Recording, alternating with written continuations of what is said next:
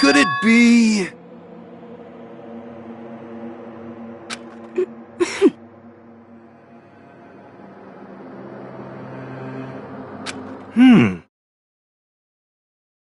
It's not like some occult mystery.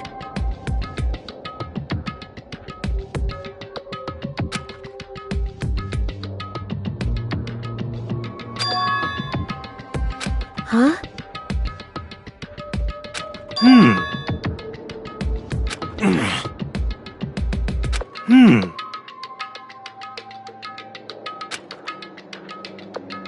Could it be... For serious?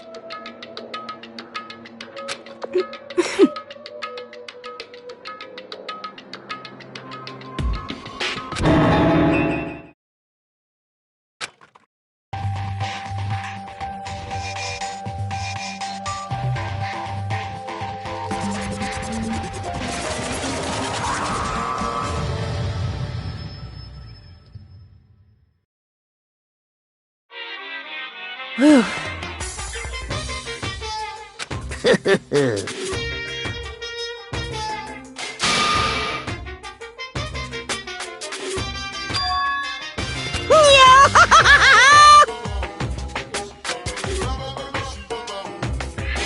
What?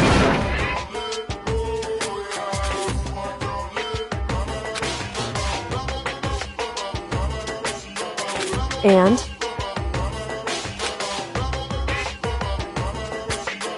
Say what? If you please.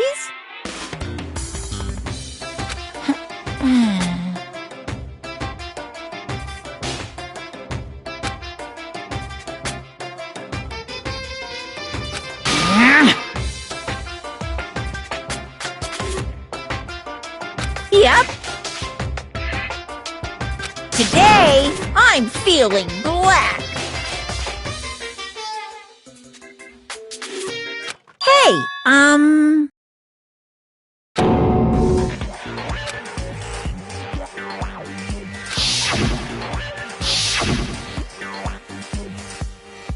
Damn it! You hear me?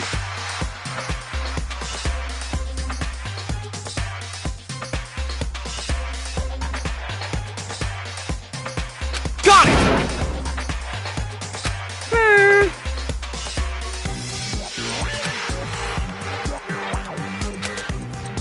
Ba-bum, ba-bum.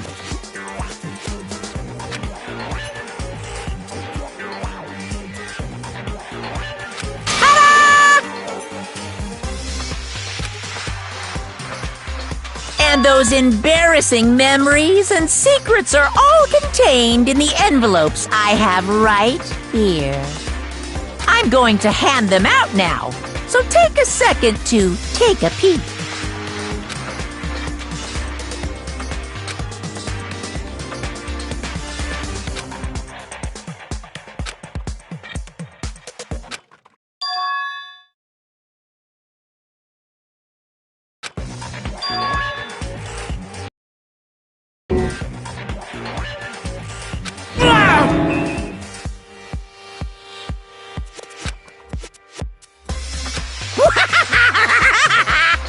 Extreme!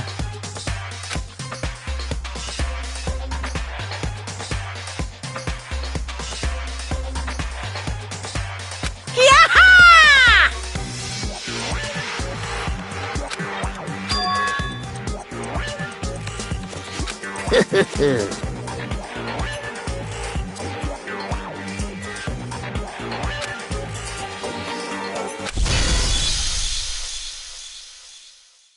What? Count on it!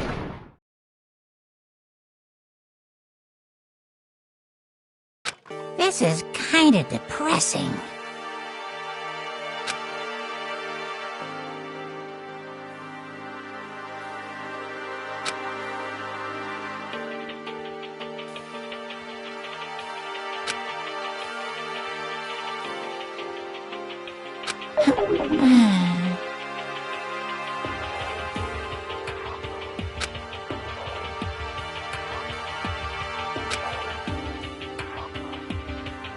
Okay.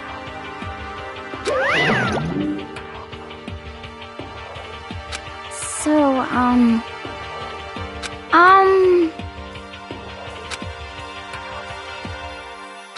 Listen to me! You hear me? Without a doubt. Quiet down and listen!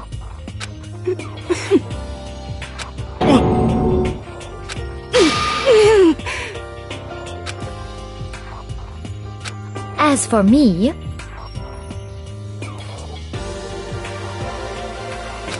Oh?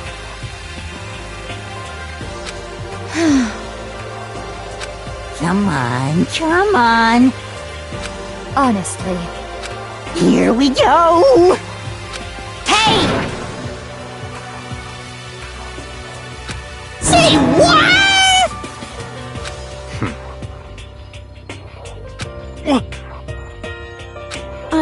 I'm sorry. But...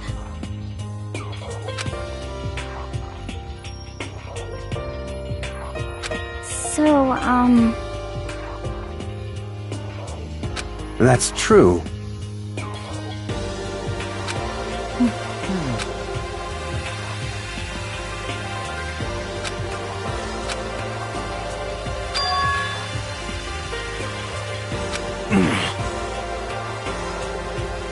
You hear me?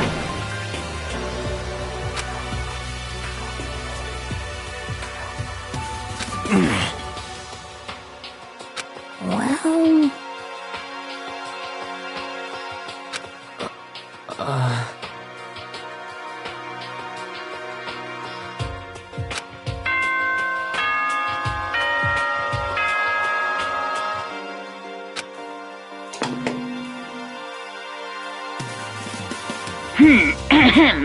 This is a school announcement. It is now 10 p.m.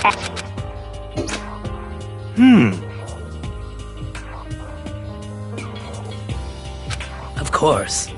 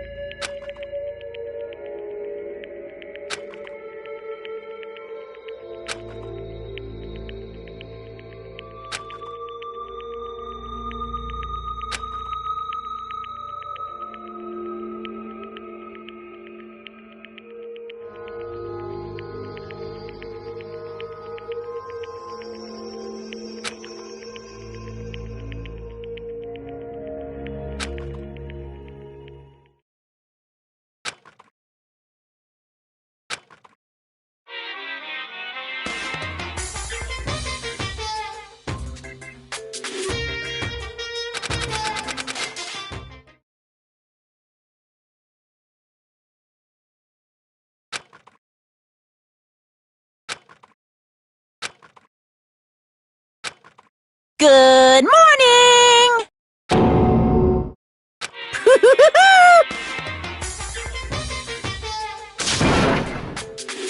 Yep.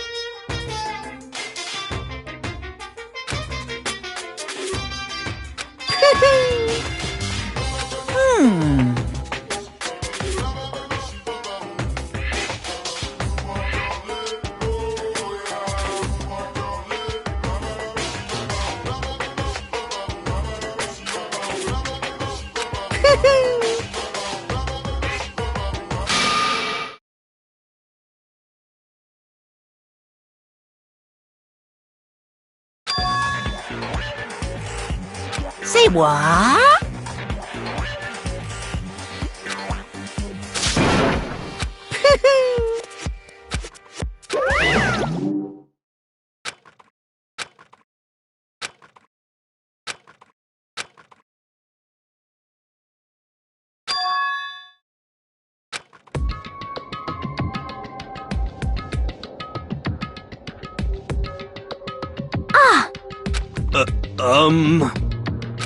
Hey,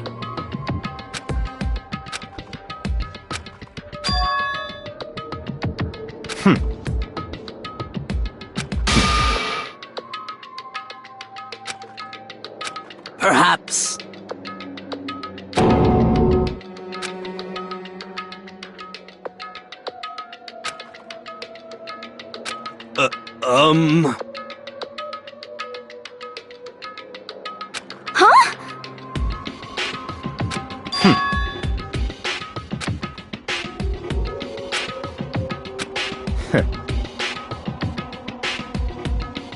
What the heck? Naturally.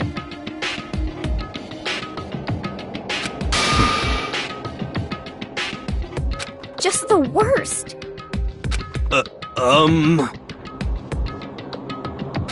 Wait. That's fine.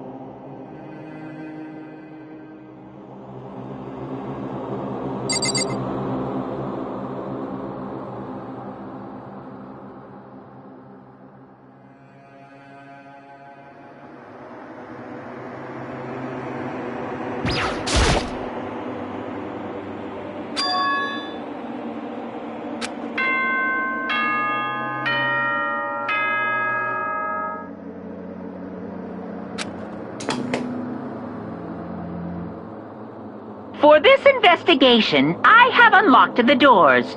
Please look around to your heart's content. It's all clear now. I see.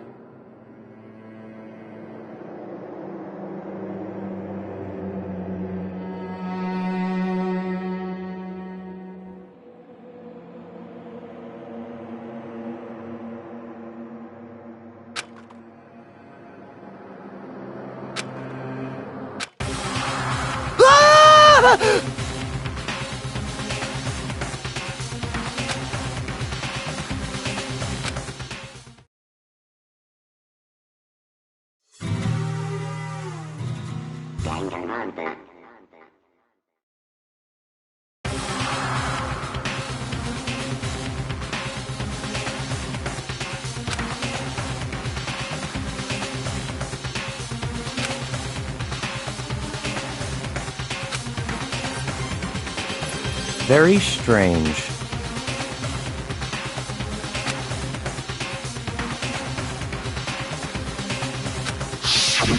I see.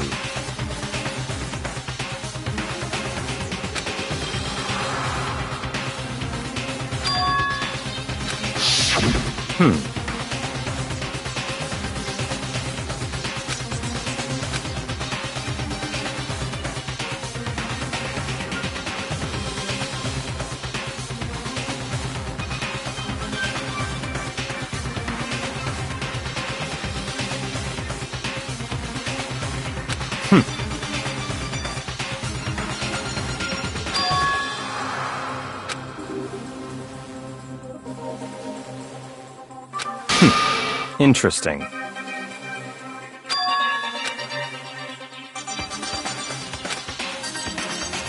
What the heck?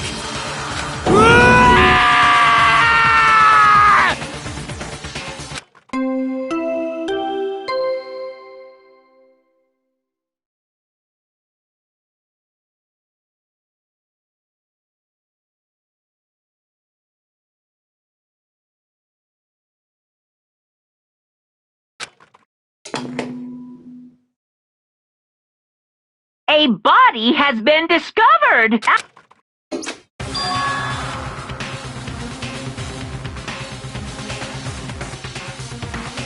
What?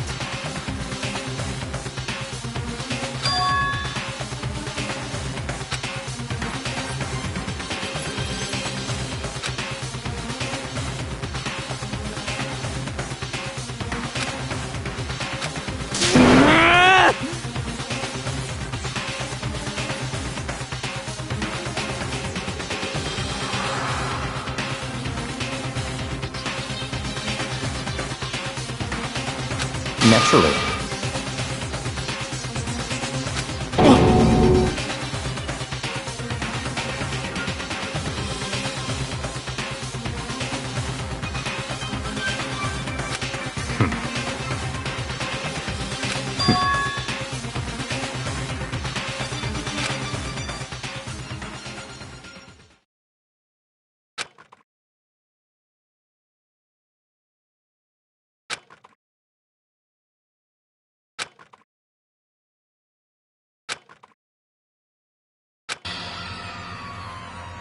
Damn.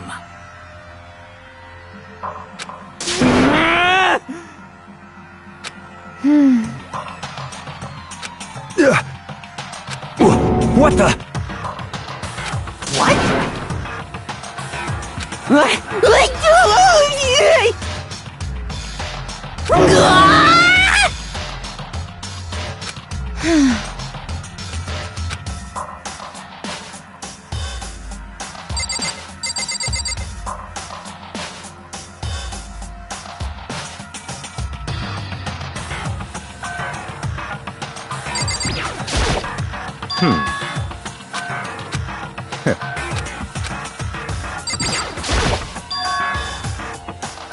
So...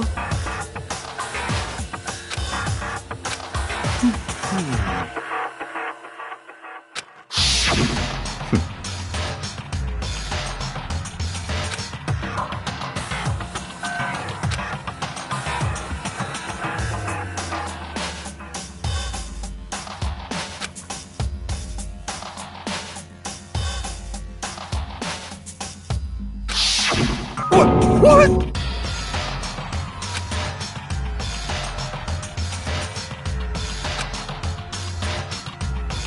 What is this?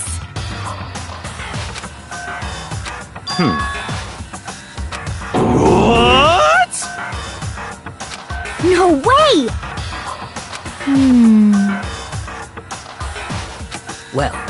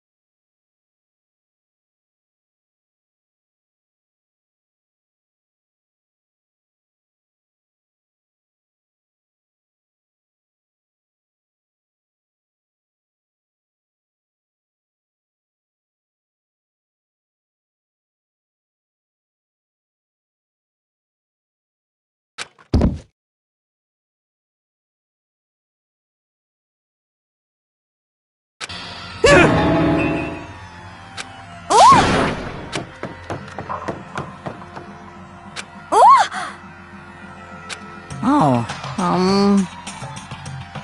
Oh,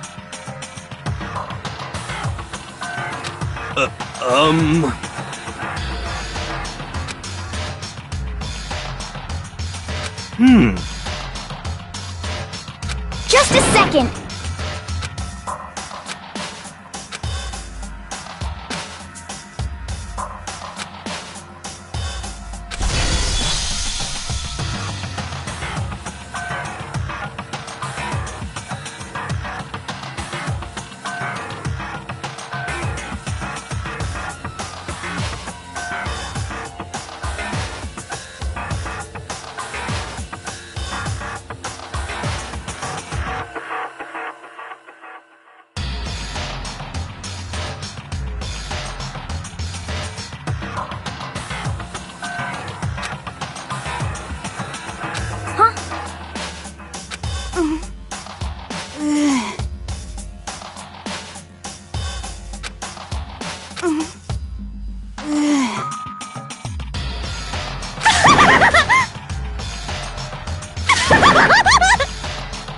What the heck?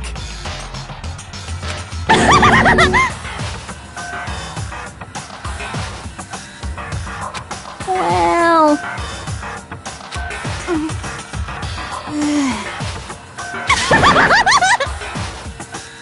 I see!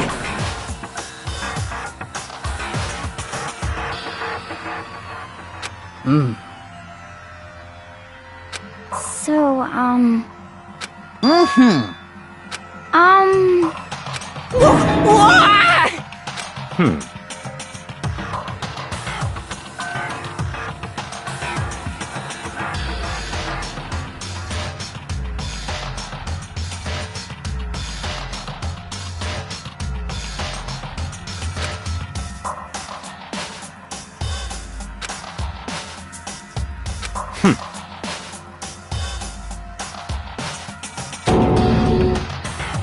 Don't make me repeat myself.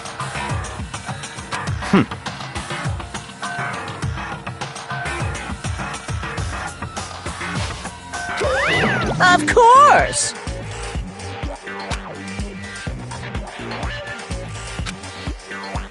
Yoo-hoo!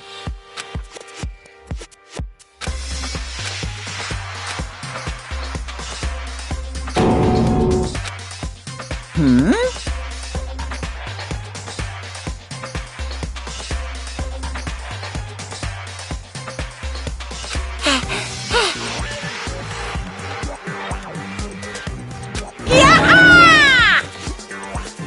Stop talking.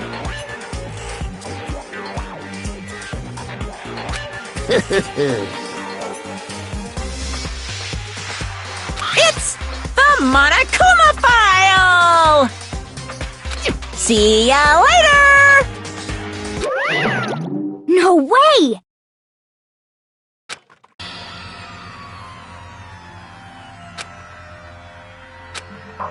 Why?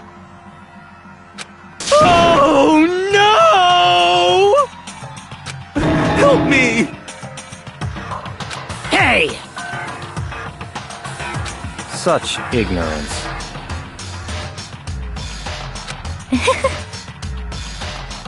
Naturally. What? Such ignorance.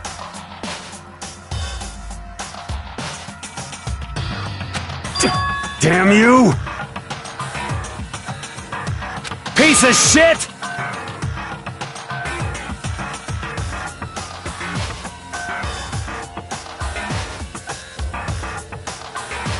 Calm down.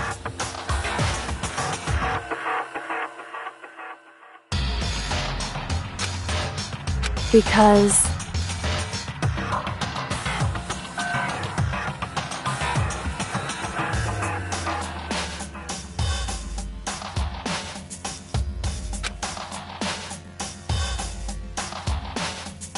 that's right. What? Hey! Hey!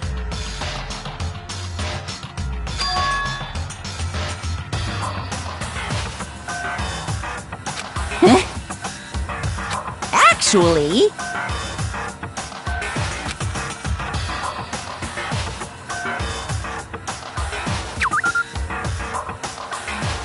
So then,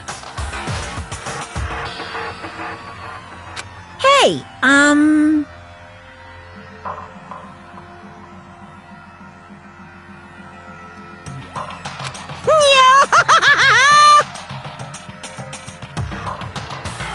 punishment is waiting for you.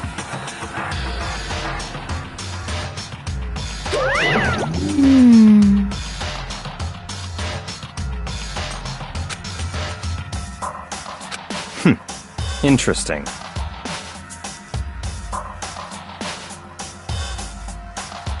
You son of a bitch!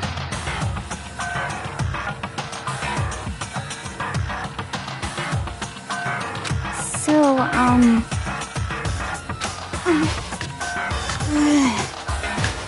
there is nothing to be done.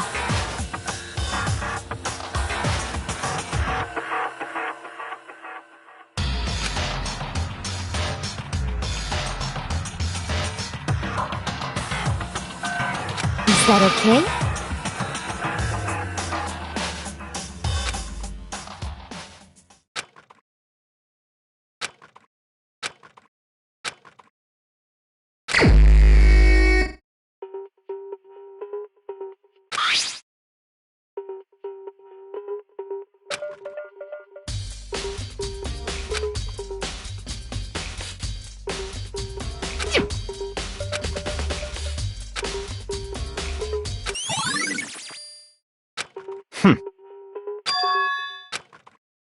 Naturally.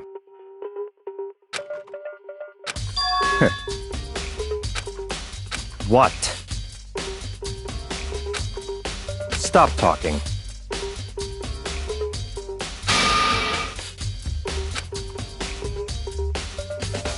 Let's go.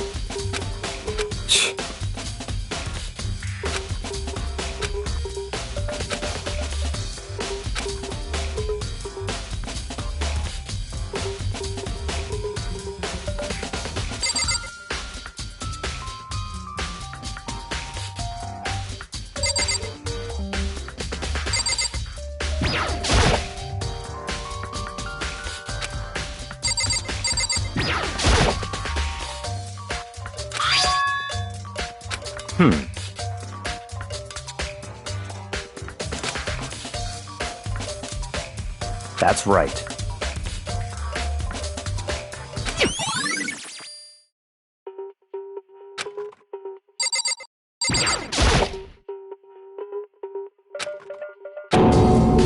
Very strange. What?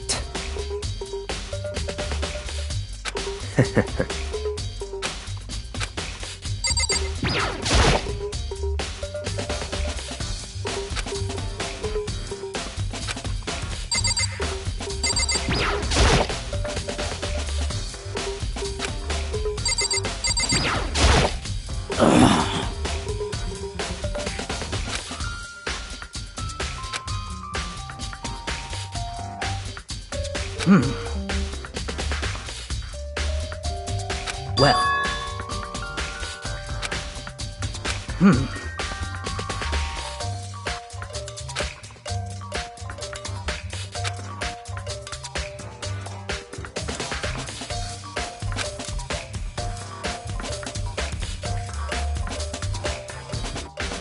Perhaps.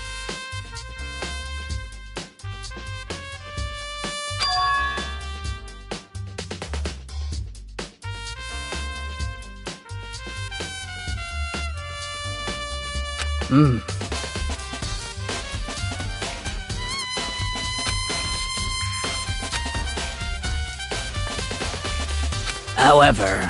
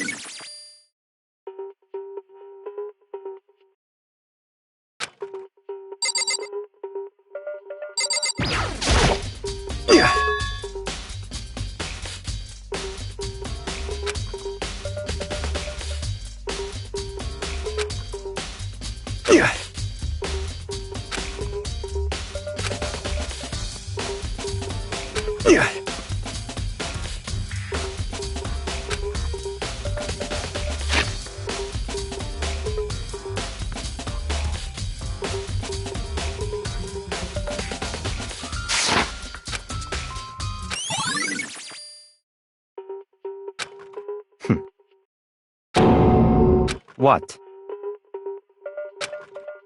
Let's go.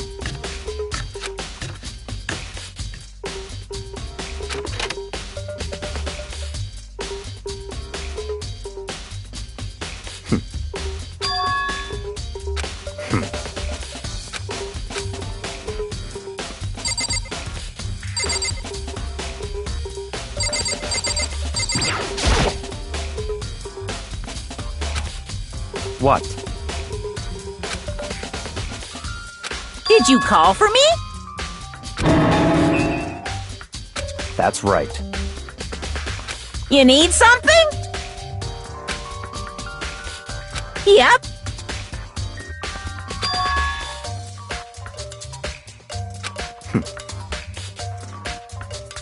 Unbelievable.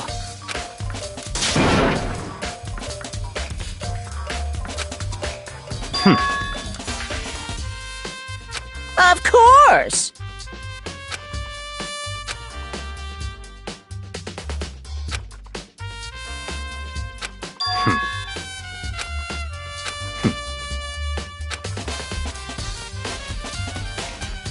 So, in other words, such ignorance.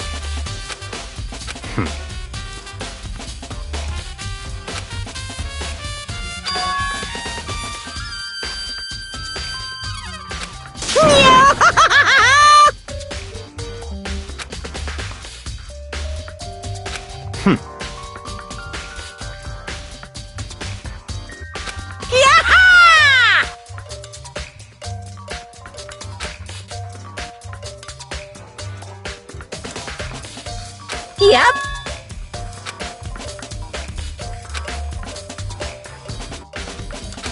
Why you? Unbelievable.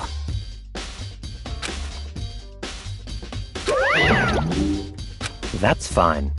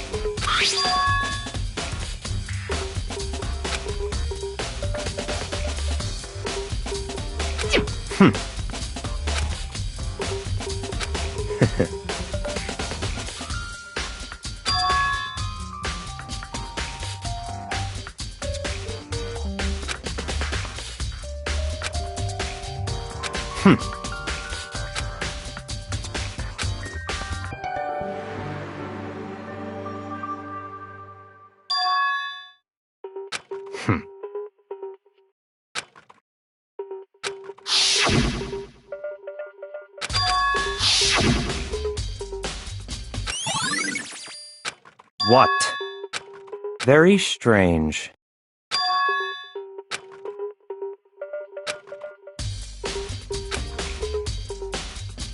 I see.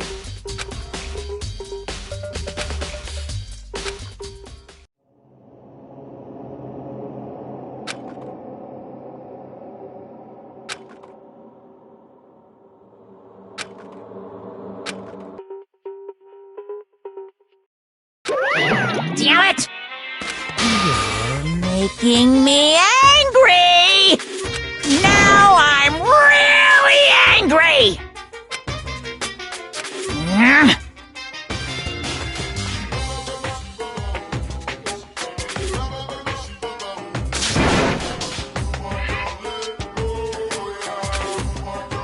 That's impossible!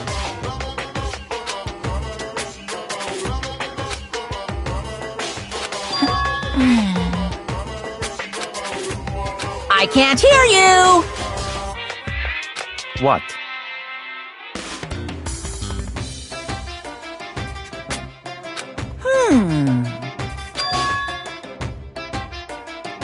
What?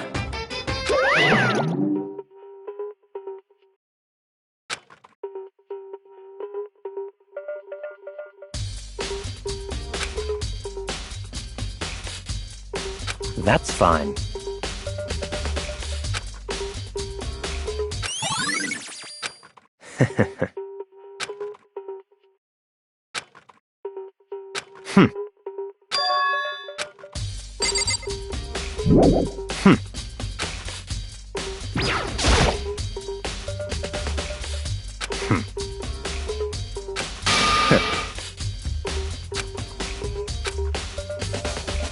Don't make me repeat myself.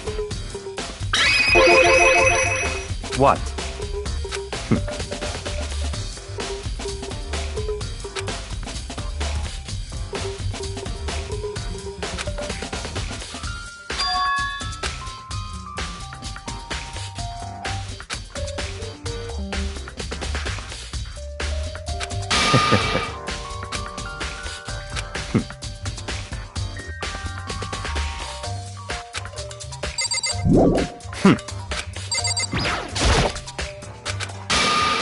Don't make me repeat my... It's all clear now.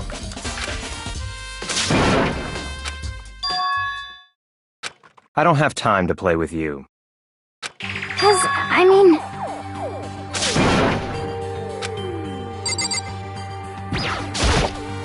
Please! 'Cause, I mean... Well...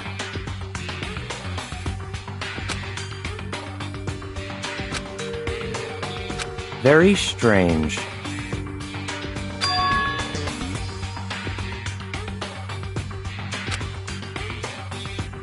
Don't make me repeat myself.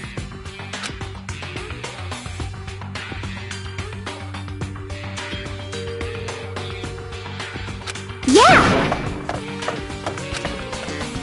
Let's go.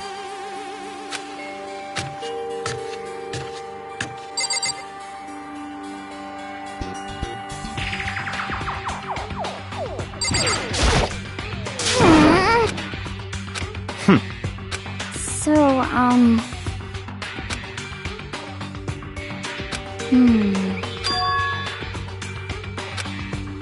That's fine.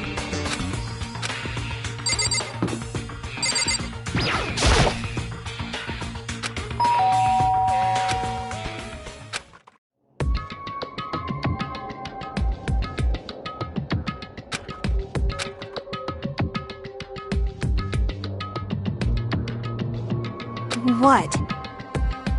Oh, nothing. It's just that, Hina was really worried about you, holding yourself up in your room. Leave me alone. Yeah, sure thing. But, could you open up, just for a second? Won't allow it. Huh? I won't let Genocide Jack have control.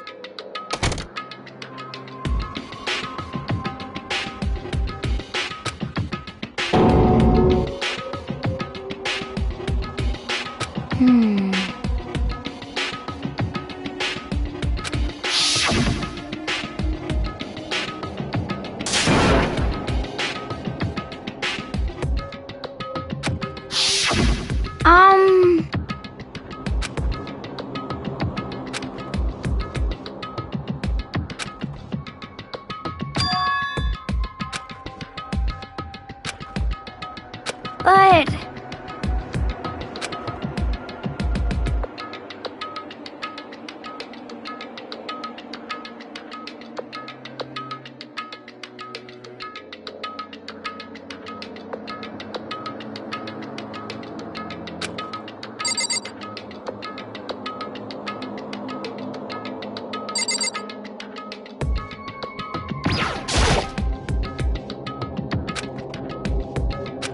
That's fine.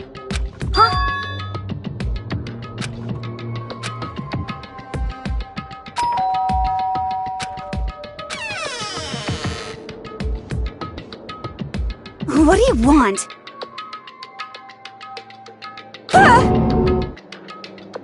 It's Byakuya.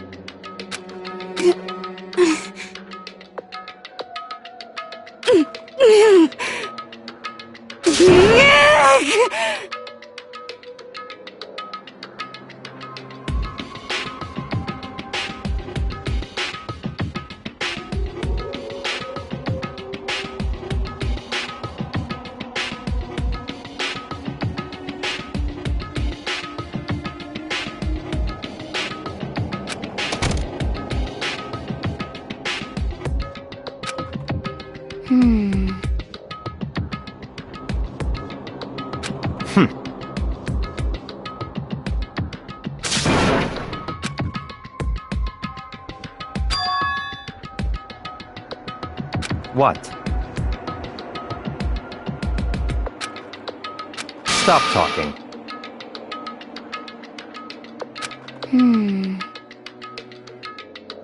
Let's go.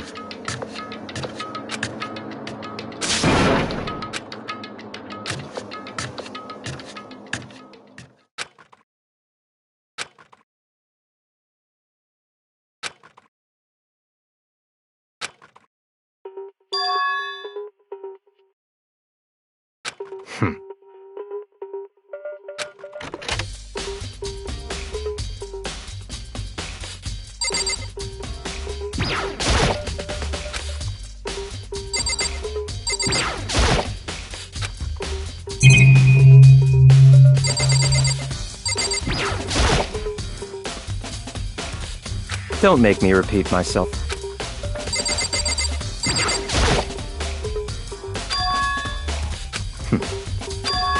Let's go.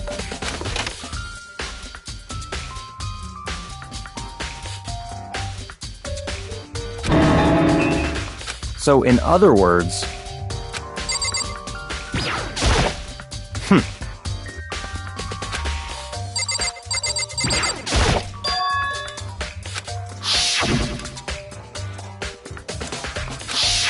What?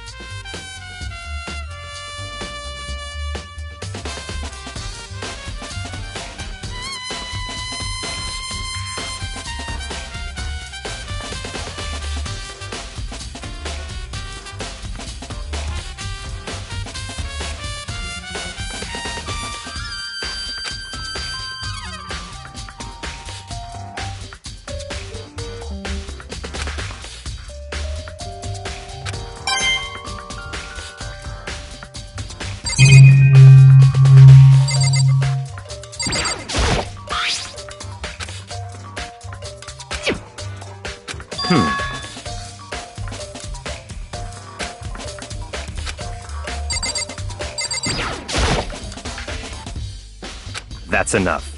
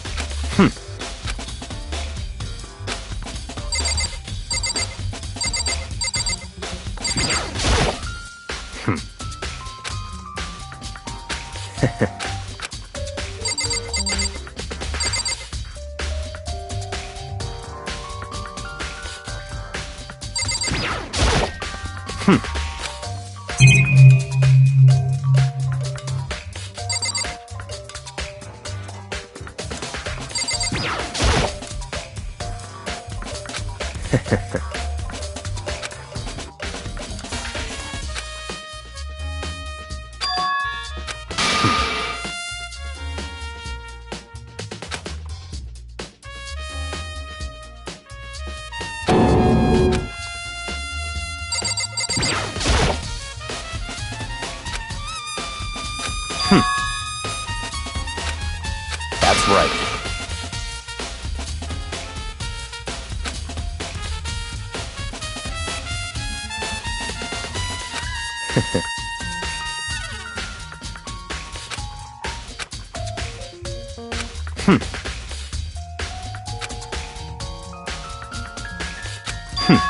Interesting.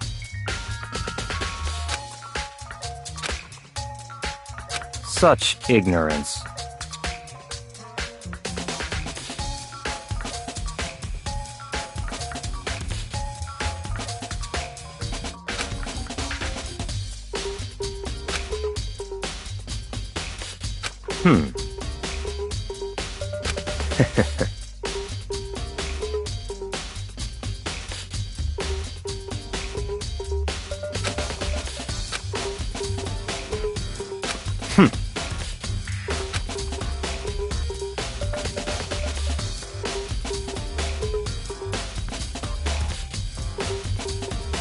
What?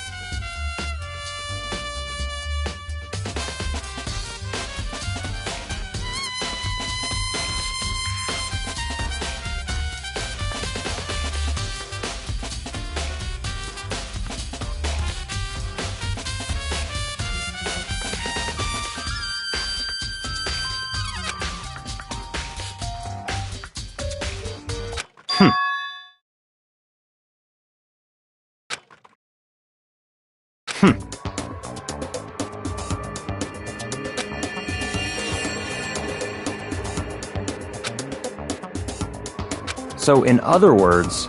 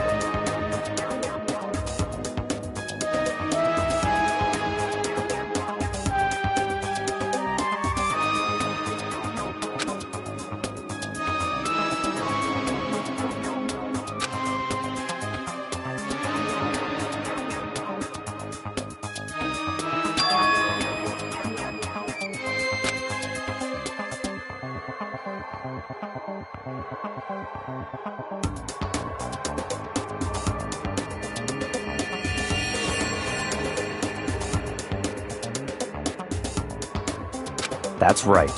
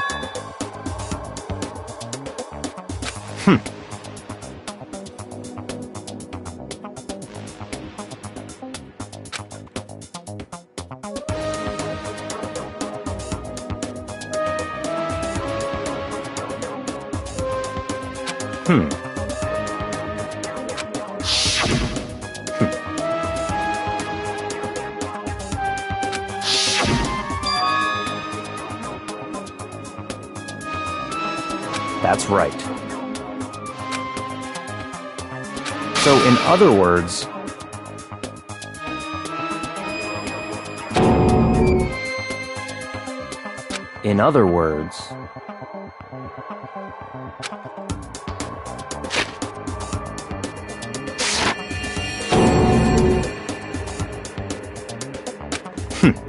interesting. Thing.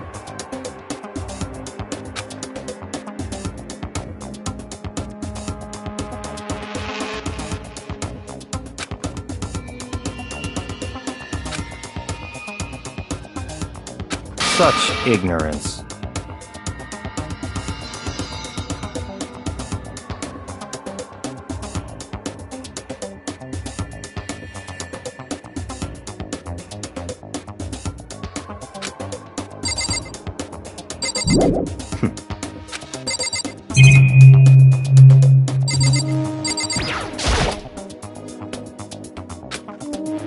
That's fine.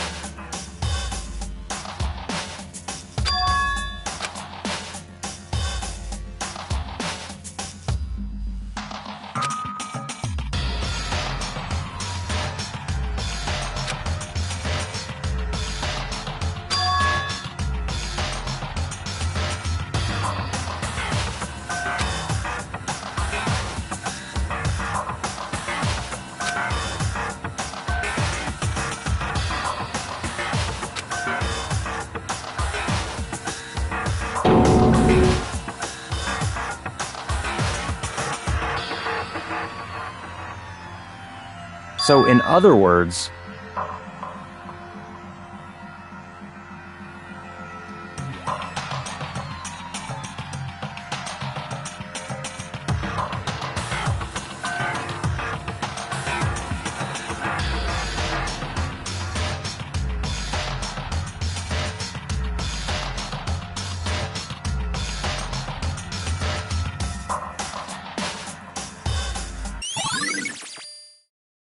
let's go.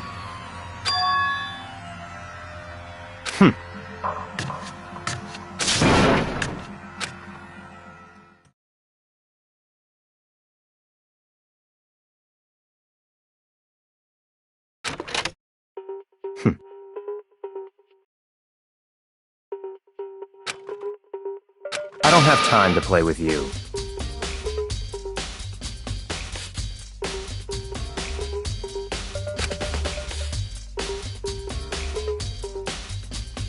Goodbye.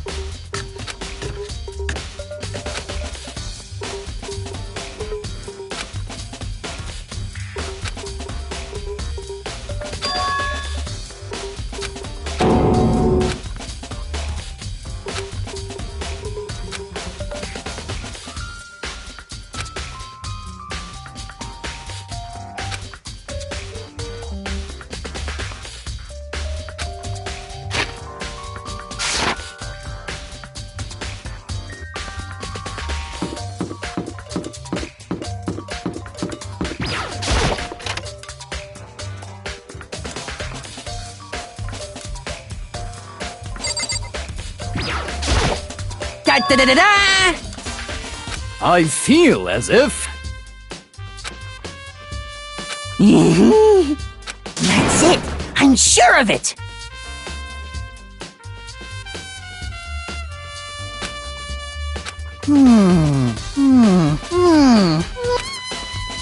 Well, it would seem...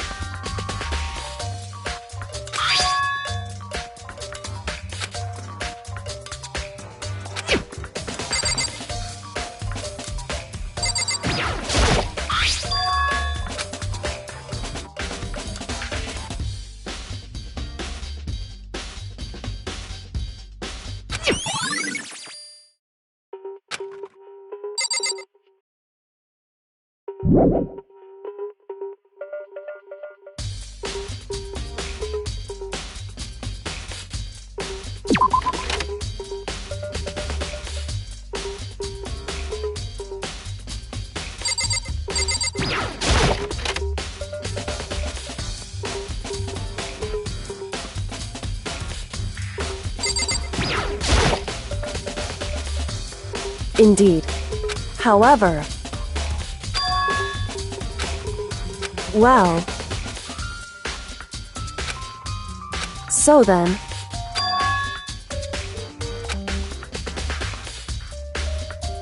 Goodbye.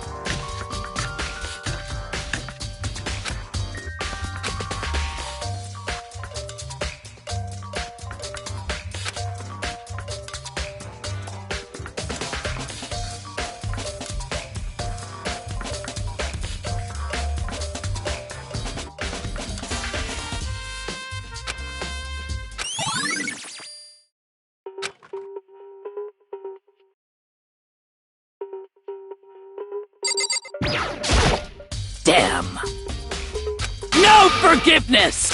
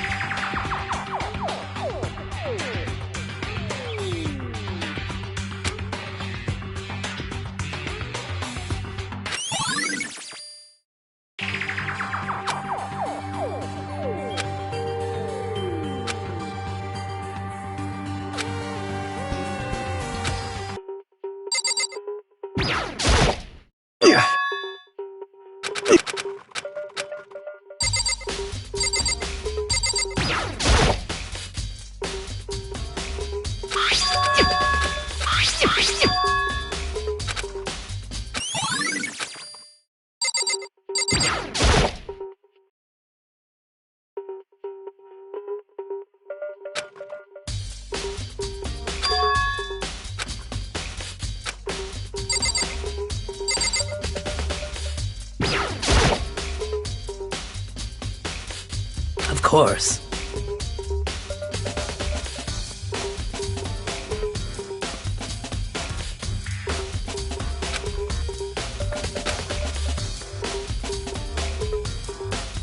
I'm sorry. However...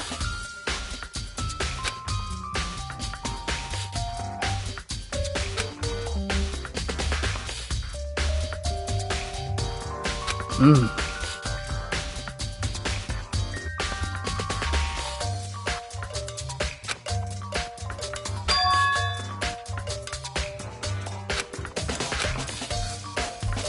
course.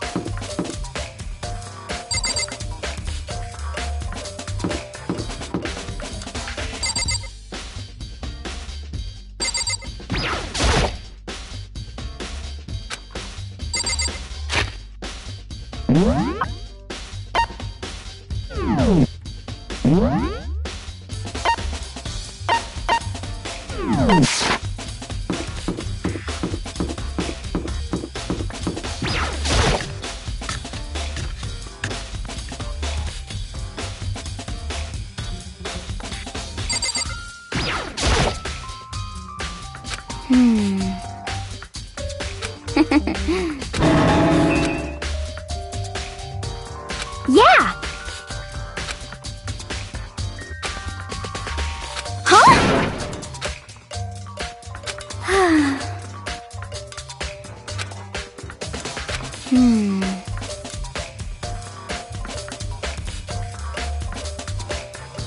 Aw.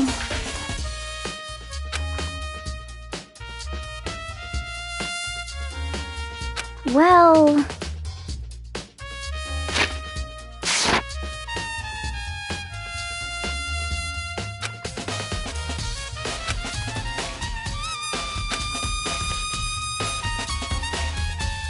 Yeah, totally.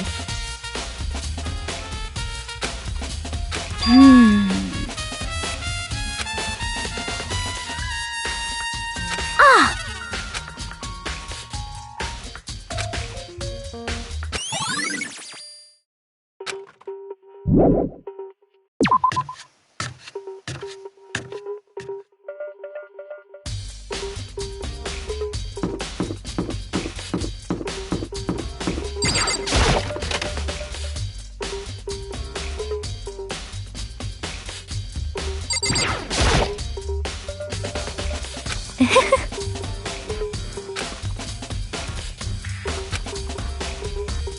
Most unfortunate.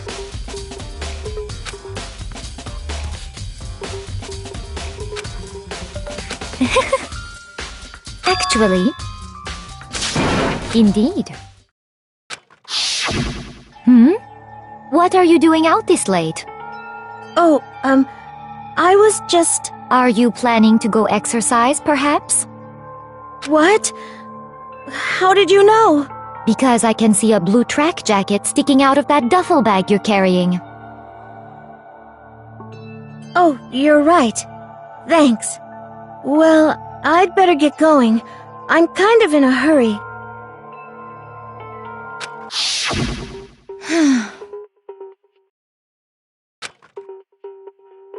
Yes, indeed.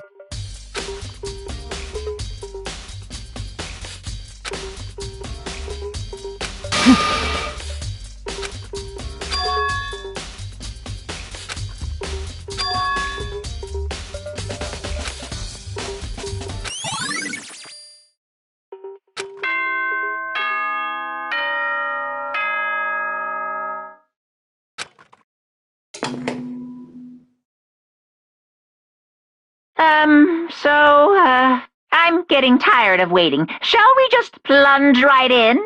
It's the moment.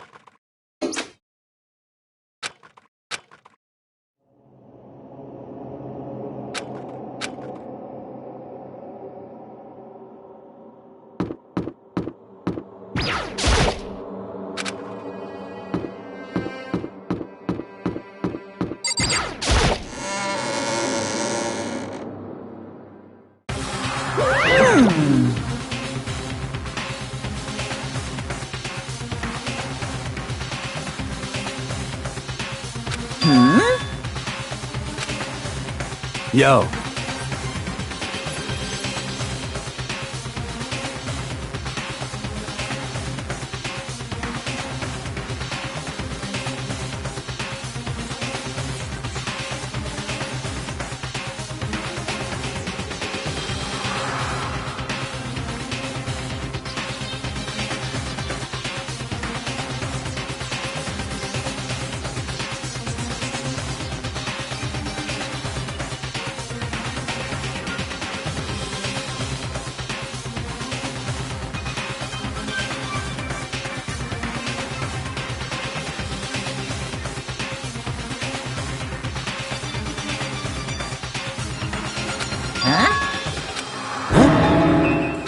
Come on!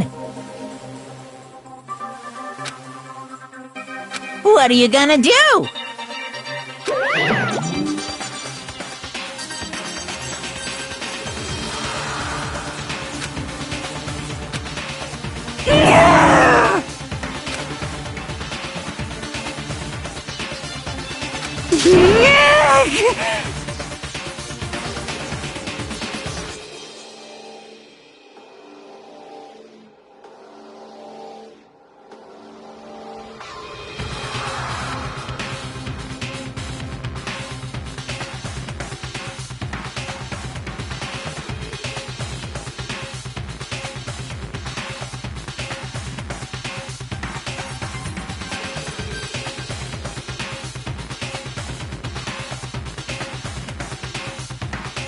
Phew!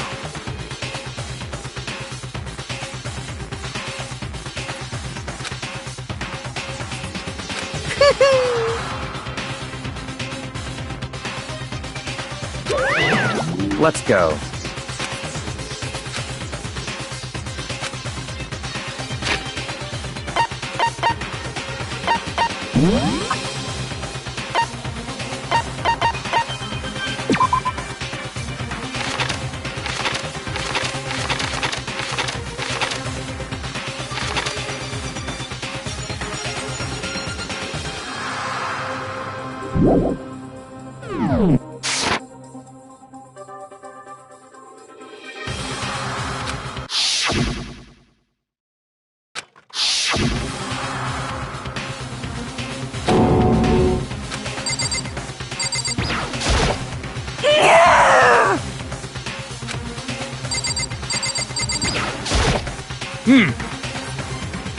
Count on it!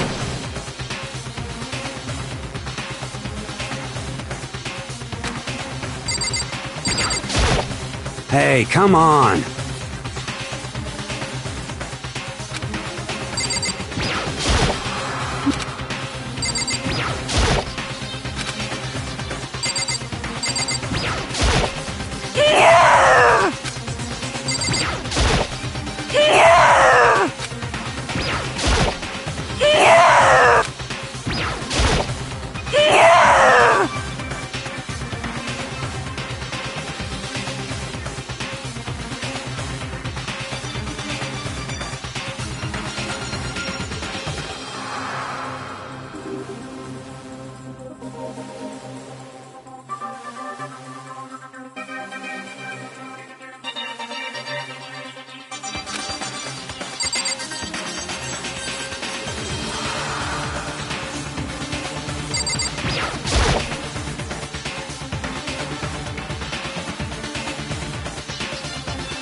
It's...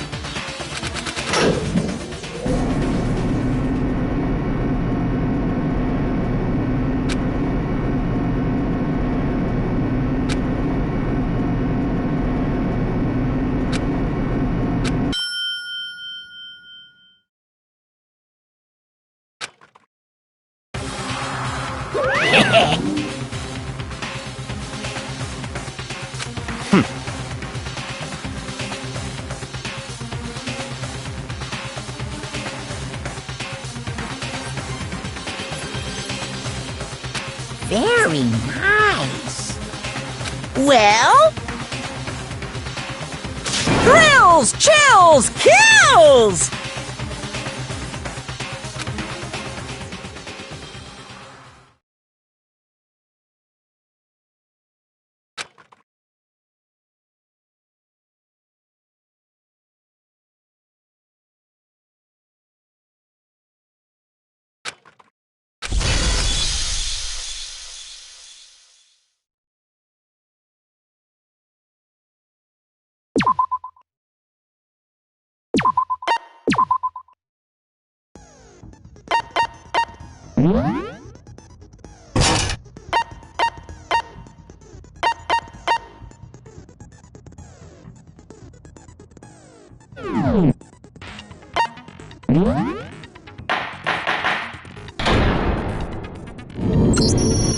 Let's begin with a basic explanation of the class trial. So, your votes will determine the results. If you can figure out who done it, then only they will receive punishment.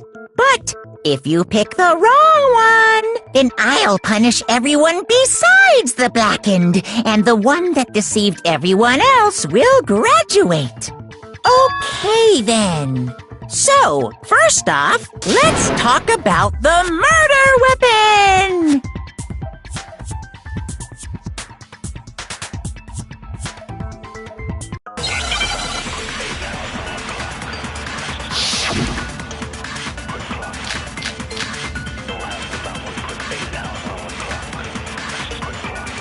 Chihiro's fatal injury.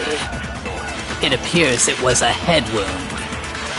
According to the Monokuma file, the killer used a blunt instrument. But what kind of blunt instrument could it have been? I bet it was an iron pipe. Interesting. That certainly would make for a powerful weapon. Poor Chihiro.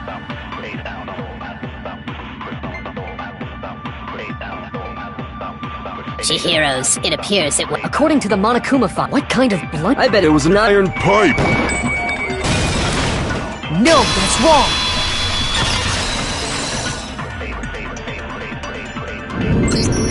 Can we agree that the object that dealt the fatal blow was the dumbbell, found at the scene of the crime? It was covered in blood, and there was nothing else at the scene that could have caused that kind of injury. And the wound on the victim's head is consistent with the shape of the dumbbell. As far as I'm concerned, there's no mistake and no room for doubt on this one. You looked at her head wound? Yay! That's so creepy! If you don't mind, I will proceed from here. Let's move on to discussion of the culprit. Although, I believe the criminal behind this heinous act is already quite clear. What? For real? Chihiro's killer is the fiendish serial killer, Genocide Jack.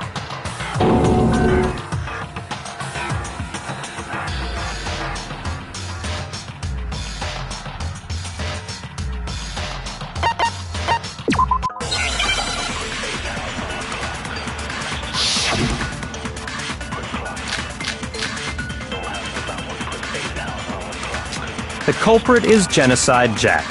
I'm sure of it. Case closed, as far as I'm concerned. But that's impossible! Why? What makes it impossible? Well, I mean, come on! There's just no proof for it. Hey, so, speaking of Genocide Jack, I don't know who that is! The culprit is Genocide. Case closed, as far as I'm... But that's impossible! Why? What makes it Well, I mean, there's just no proof for it. No, that's wrong!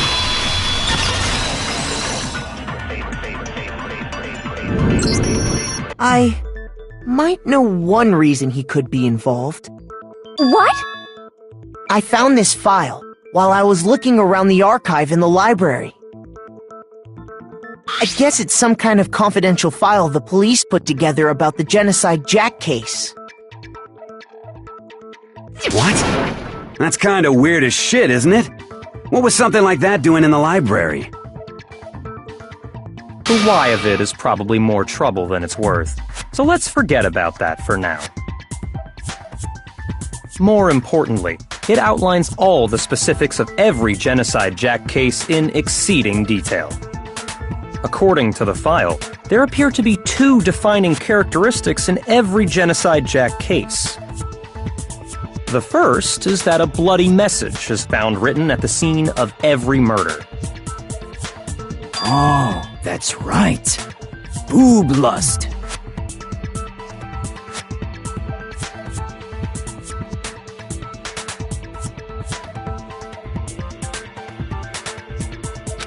No. It's actually bloodlust. But more important is the other characteristic, and it's something that has never been made public. Never made public? What the hell is it? Why don't you tell them, Makoto? I got it! Apparently, in every Genocide Jack case, the killer suspends the body in a certain way. Other than the killer, the only people who know about this are the higher-ups in the police department. However, Chihiro was most definitely suspended in the same way. So, how did the culprit know about this when only high-level police officials were aware of it? There's only one logical answer I can think of. It's because the culprit in this case is the real Genocide Jack. No fucking way! You're saying Genocide Jack is one of us? Yes, In fact, it's Toko.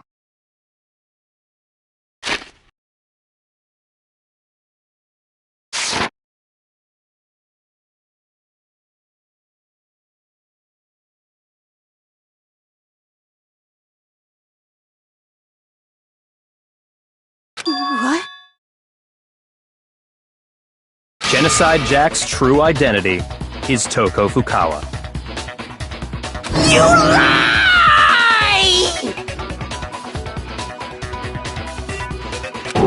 What? Hey, okay, wait, hold on a sec. Toko has, like, bloodophobia or whatever, remember? What kind of serial killer is afraid of blood? Is Toko Genocide Jack? The answer is yes and no. Another riddle? Man, why is this gotta be so complicated?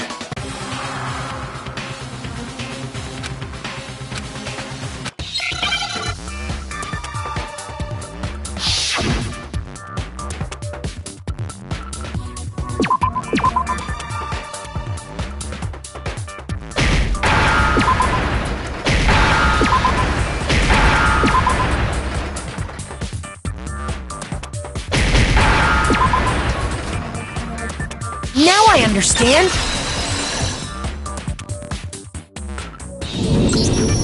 Is it because Genocide Jack has a split personality? Huh? I think I read that somewhere in the file, too. They thought that the suspect might have, what did they call it? Dissociative identity disorder. Oh, okay. But still, to go and say that about Miss Fukawa is... Perfectly acceptable. Toko's strange behavior after seeing the body is proof enough that she has a split personality.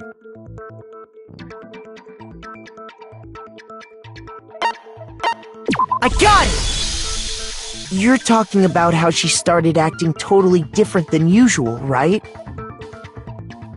That's right. Think back. She fainted when she saw Chihiro's corpse, and then, when she woke up...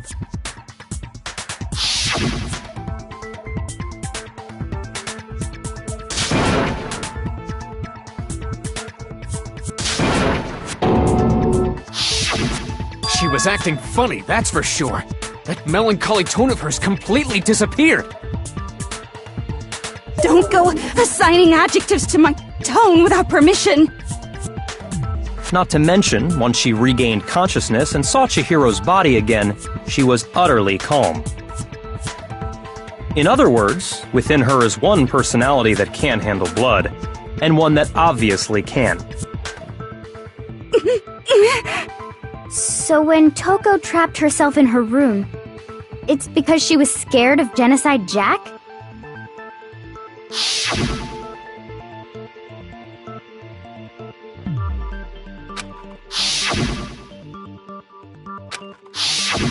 The reason she locked herself in her room wasn't to keep other people from getting in. It was to keep her other personality from getting out. What? Toko was afraid. Afraid of the murderous fiend inside of her. How? Yeah. How can you know all this? I do believe you misunderstood her. What she's trying to say isn't, how can you know all this? No. What she wants to know is, how could you tell them? Huh? Last night, just before Monokuma gave his motive speech, Toko and I had a strange conversation. She told me a most interesting story. She said a murderous fiend lived within her, and she was afraid it could appear and attack at any time. And that trepidation is what's caused her to have such a bleak attitude. Isn't that right, Toko? This is all a lie. Right, Toko? You said you wouldn't tell anyone. What? You promised! I can't believe you lied! You have only yourself to blame. You came to me with your tragic little story. I didn't ask you to. This is the real world, not some romantic fantasy fairy tale. Besides, you broke your promise first.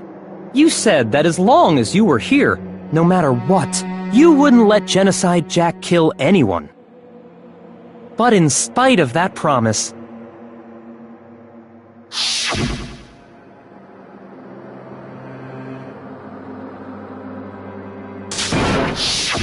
You said if I kept my promise, you would go out with me.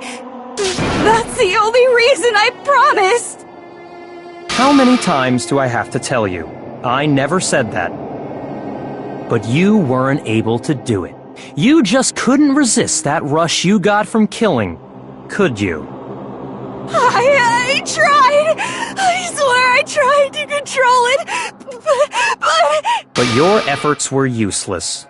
What a disappointment. I hate you. Well, the opening act is nearly finished. All that's left is to hear from the person in question directly. The person? You don't mean...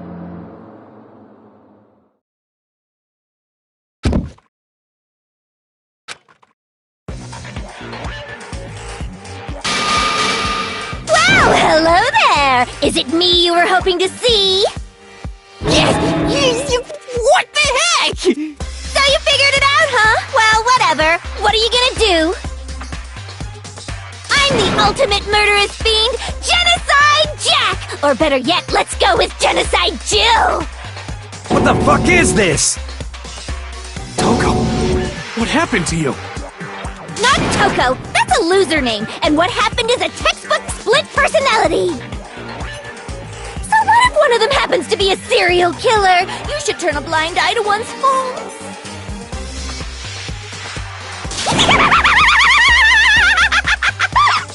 So intense. Like they say, sound in murderous mind, sound in murderous body! This one is so different from the one we've come to know. Yes, well, the world is composed of a front and a back, you know. Just like how every inning has a top and a bottom, or how in the depths of every truth lives a little lie. Behind every dark and gloomy soul lives another that shines as bright as the sun!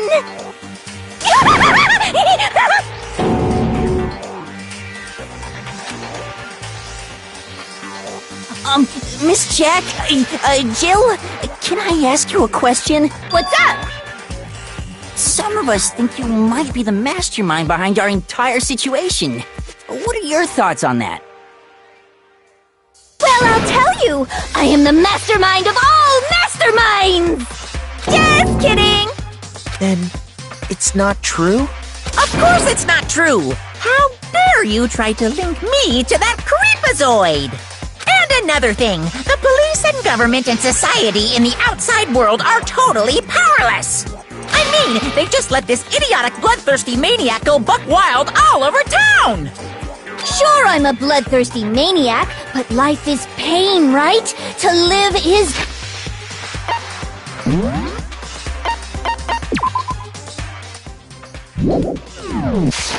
to hurt other people. It's a necessary evil if you want to survive. The act of living itself causes pain for everyone. Just kidding again! This should be enough to convince you. This murderous fiend is responsible for Chihiro's death. There's clearly a motive, so there should be no doubt. A motive? Remember what Monokuma told us? If someone didn't murder and graduate within 24 hours, an embarrassing memory or secret would be revealed. Well, let's assume that Toko's secret was about Genocide Jack.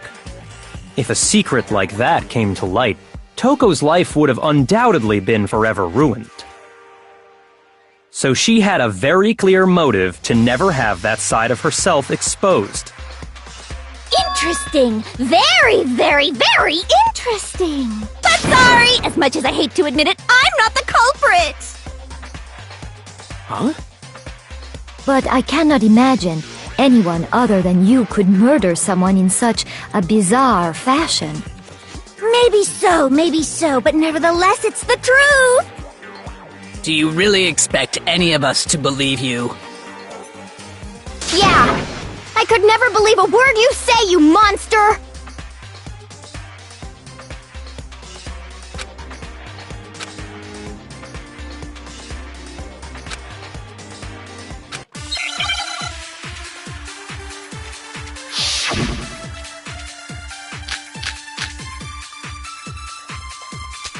Sorry, but I didn't...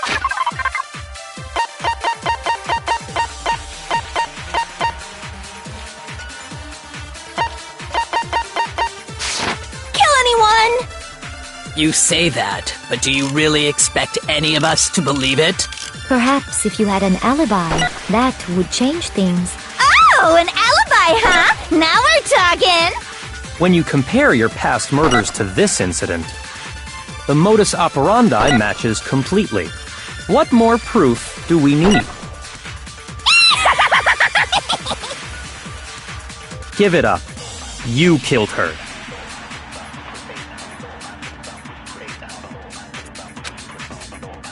Sorry, but I didn't kill anyone! You say that, but do you really expect any of us to believe it? Perhaps if you had an alibi.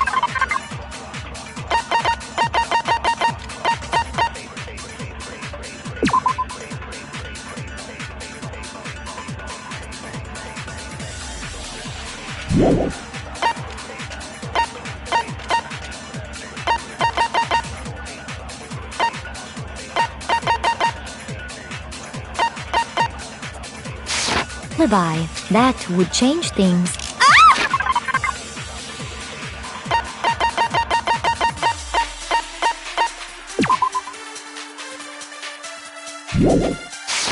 Oh, an alibi, huh? Now we're talking! When you compare your past murders to this incident, the modus operandi matches. No, that's wrong!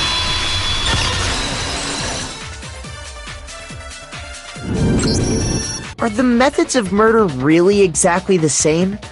I'm not so sure about that. I think there's a slight difference between the Genocide Jack cases and this one. Huh? How's it any different? Uh-oh, you don't know?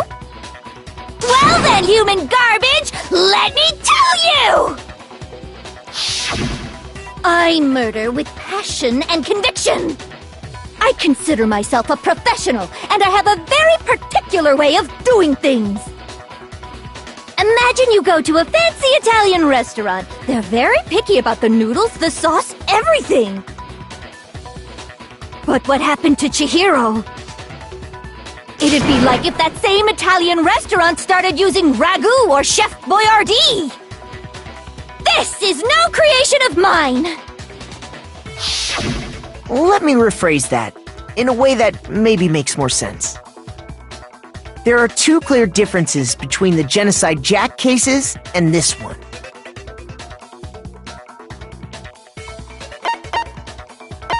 I got it! For one, the cause of death is different. In the Genocide Jack murders, all the victims were killed the same way. According to the case file, they were all apparently killed with a pair of scissors. But Chihiro died from a blow to the head, right? Ah, yes. That is remarkably different from the other murders. Wouldn't it be strange for someone who kills the same way without fail to suddenly change their method? And there's more. One more conflicting detail. That's right! In my recipe of murder, if the bloody message is the tortellini, then the arrangement of the body would be the pesto sauce! Could you please stop comparing killing people to cooking? So, are you saying the other difference has to do with how the body was arranged?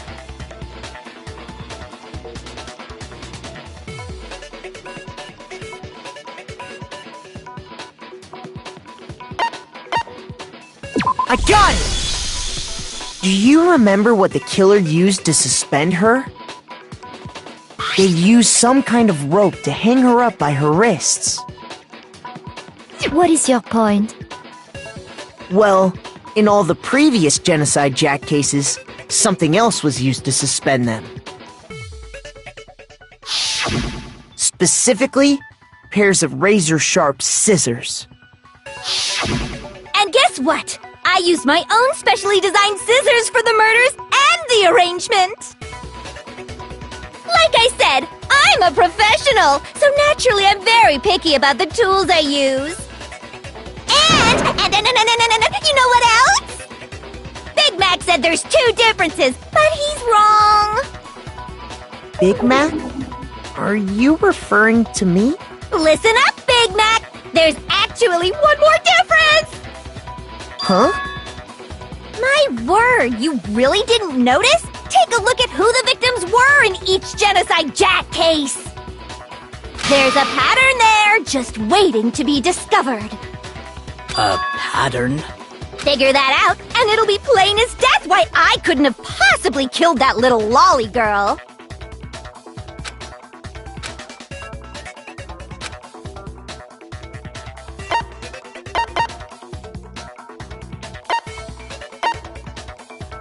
I got it! Is it because Chihiro was a girl? Bingo! Bullseye! Right on the money! What are you talking about? In all the Genocide Jack cases, all the victims had something in common.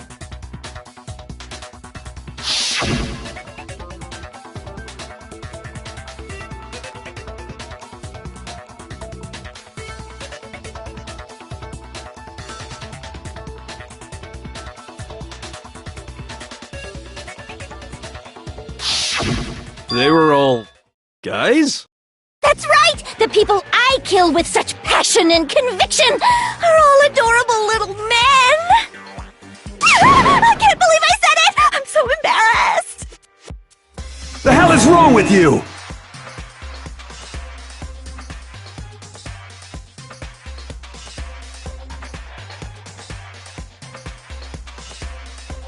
I can't help it! I'm just a full-throttle boy-on-boy fangirl, and the mopey side of me just hates it.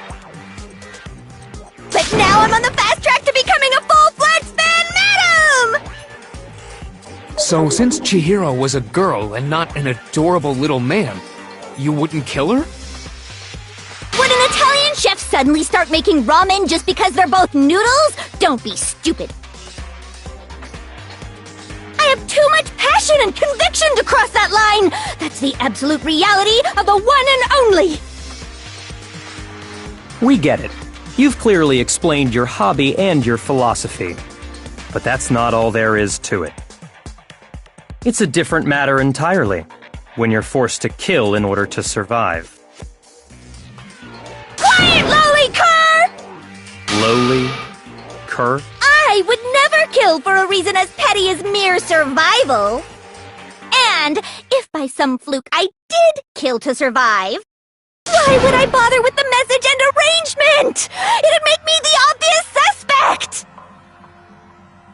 That does make some amount of sense. Plus, whatever reason I have for killing, I would never leave out my prized scissors. Who would go out of their way to use a big, stupid, heavy dumbbell? Maybe you used the dumbbell because you couldn't find any scissors in the school? Any scissors? I don't just use any scissors. I only use my own set of high-class envy of the entire world scissors! Okay, whatever. There still aren't any in the school. Are you sure about that? Da-da-da-da! She's fully equipped!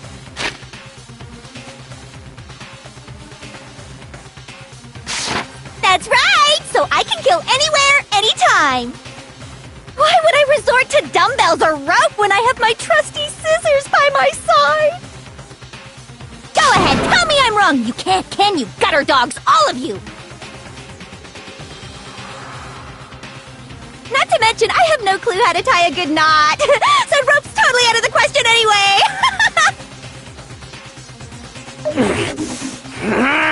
I have no idea what's going on anymore! Could such a heinous villain really be innocent? But the body really was suspended, right? And nobody but the police knew about that. Yeah. That's why we figured it had to be the real deal and not some copycat killer or whatever.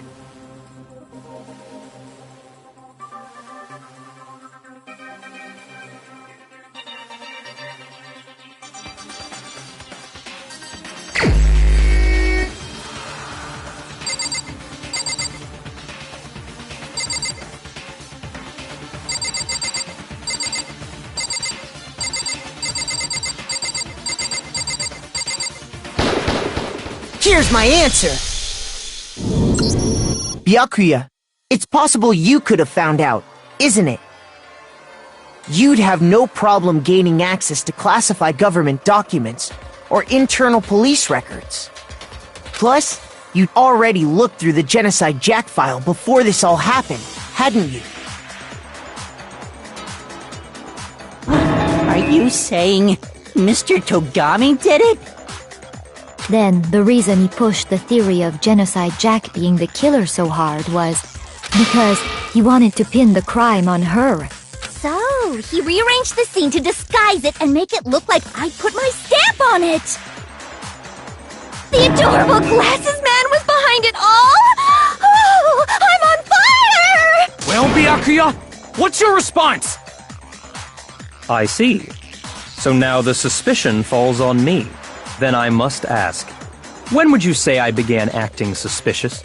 Surely you must have an answer. Looking back and thinking about it now, the way you were acting right before we discovered the body was a little strange.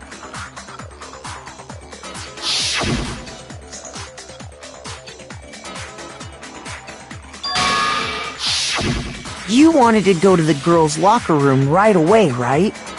But since you're a guy... I should have naturally thought of the boys' locker room first. Is that what you want to say? The victim was Chihiro, a girl. Hence why I said we should check the girls' locker room. Nothing strange about that, I'd say. On the contrary, there's something very strange.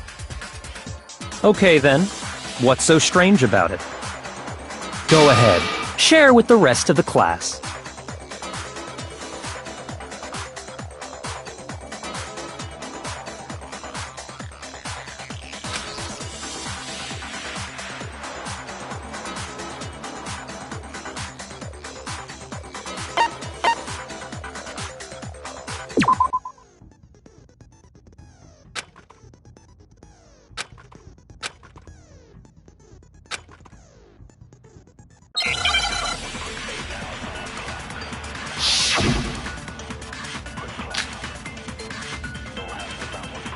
So, you said Byakuya was acting kinda weird before we found the body.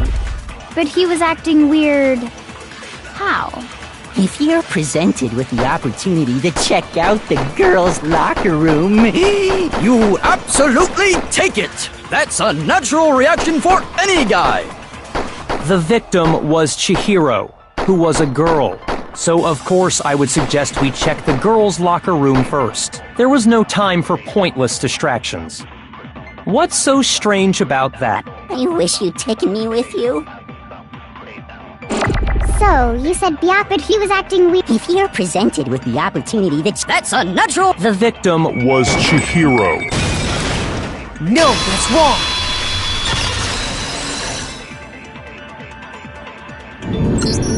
I'll tell you what's so strange about that.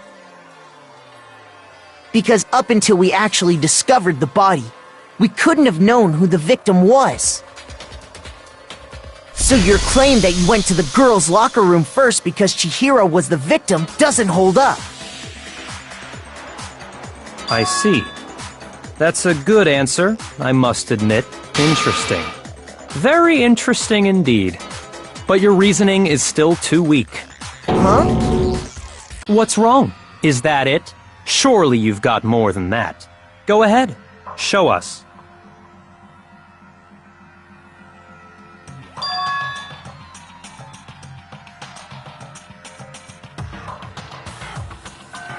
What's the matter?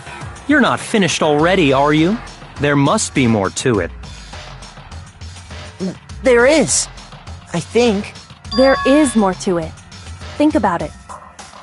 We just talked about the differences between this case and past Genocide Jack incidents. The proof you're looking for is hidden in there. Oh? Proof that I'm the culprit, you mean?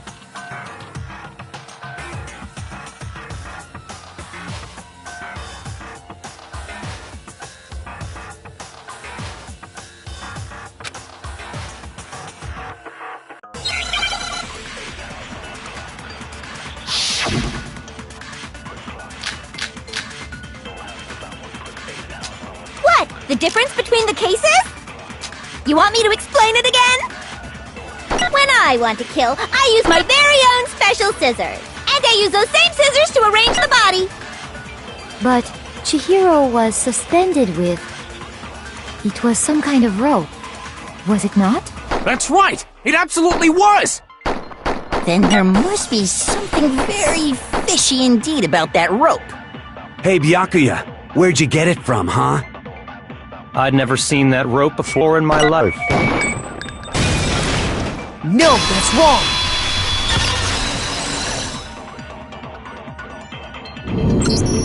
Actually, I'm pretty sure you have seen it before. Because, you see, that rope, or should I say, that extension cord? What? An extension cord? Byakuya, you've used the extension cord in the library more than once, haven't you? And the same extension cord that was in the library all this time went missing after the murder. And there's no way someone who uses that extension cord as much as you do wouldn't discover that fact. Then Byakuya must be the one who took the extension cord. I can't imagine any other possibility. That's really what you think? Then your conclusion is something like this? I killed Chihiro in the girls' locker room, then hung her up and wrote that bloody message. I intentionally made it look like Genocide Jack was behind it. Is that about right?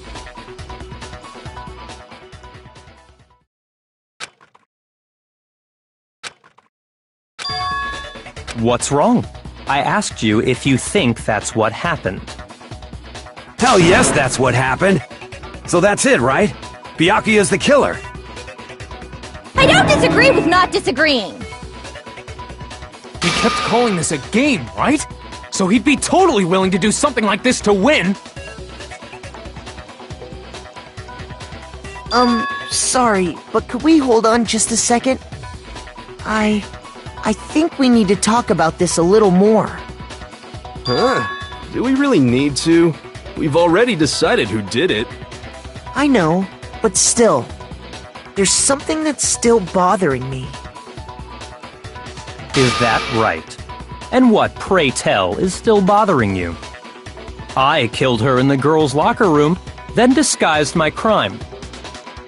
Specifically, I dressed it up to make it look like it was the work of a homicidal psychopath.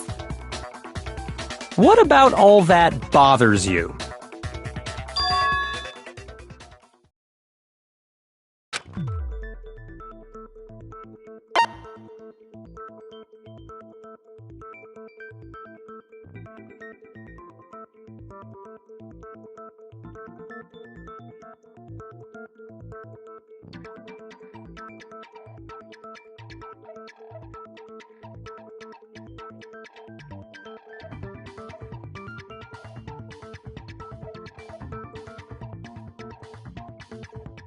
I got it! You say you killed Chihiro in the girls' locker room, right?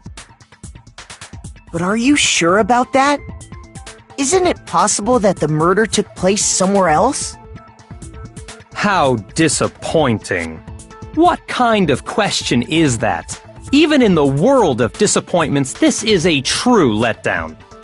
She was found dead in the girls' locker room. There is absolutely no question about that. How could the scene of the crime have been anywhere else? Well, I think it's entirely possible that she was killed somewhere else, then carried there later, along with the rest of the murder scene. The rest of the murder scene? That was awfully specific. Please tell me you have a reason for saying all of that. I believe I do.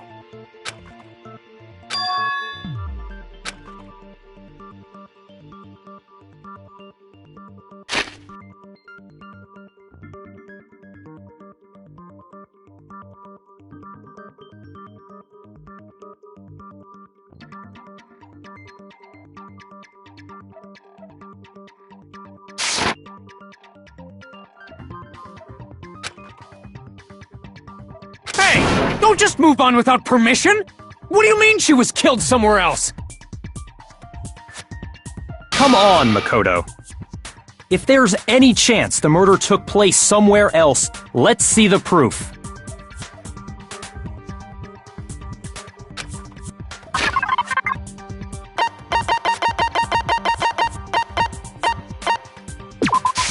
I got it! The proof that she was killed somewhere else is the poster that's hanging in each locker room. Your proof is some posters? The poster in the girls' locker room was a picture of a big-boobed supermodel. But don't you think that's kind of strange?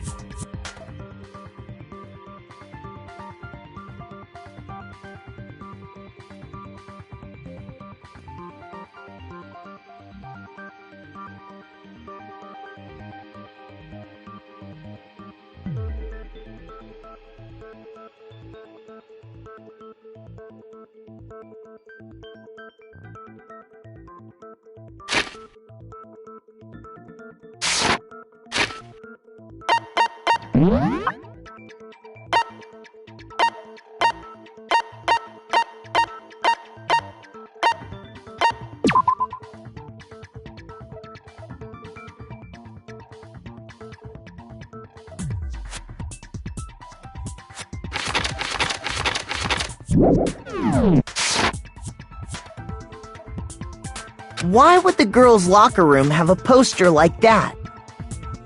I bet those massive jugs of hers were totally fake! Meanwhile, the boys' locker room had a poster of the super popular boy band Tornado. Again, that doesn't really seem to belong in a boys' locker room.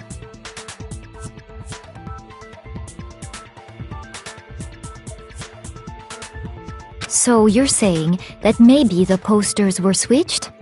And there's one other thing I noticed about the locker rooms.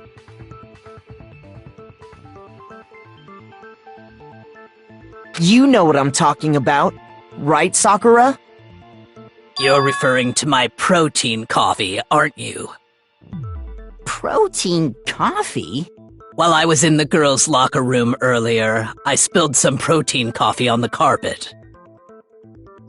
But I noticed that after the murder, the stain had been totally scrubbed away.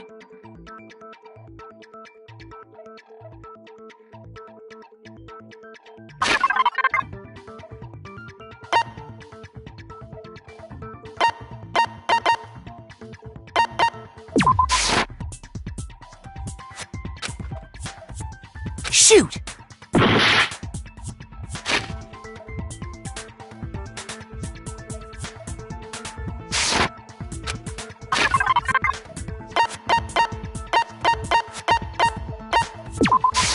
I got it! The stain on the girls' locker room carpet wasn't scrubbed away. In fact, I found it on the boys' locker room carpet. That's definitely the stain from my protein coffee. Then, does that mean that the carpets were switched too? But why would anyone do that? To move the murder scene from one locker room to the other. It's certainly plausible, don't you think? What? In other words, in order to completely swap the scene of the crime, The blood-stained poster and carpet were moved along with the dead body. By doing this, the killer was able to change the entire room where the murder took place. I can certainly follow your reasoning, but why would the culprit bother doing that? Huh? Why would they go through all that trouble of switching the scene of the crime? Actually, an even bigger question. If the murder did take place in the boys' locker room, then how did Chihiro get in the boys' locker room in the first place? To get into the locker rooms, you have to swipe your handbook across the card reader device. But Chihiro's handbook should have only allowed her access to the girls' locker room. She had no way to get into the boys' locker room to begin with. No, she did have a way, and I can tell you what it was. I highly doubt that. Shut up! I'm telling you, I know how she could have done it.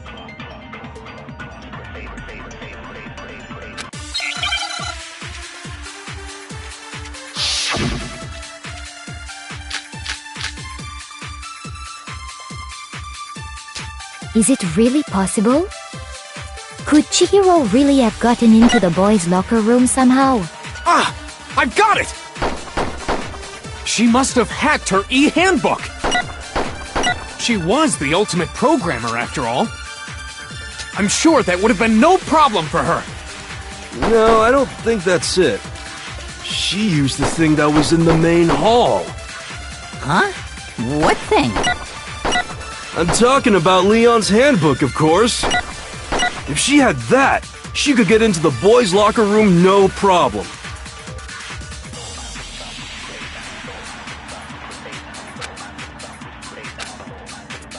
Is it really? Could Chihiro really have gotten...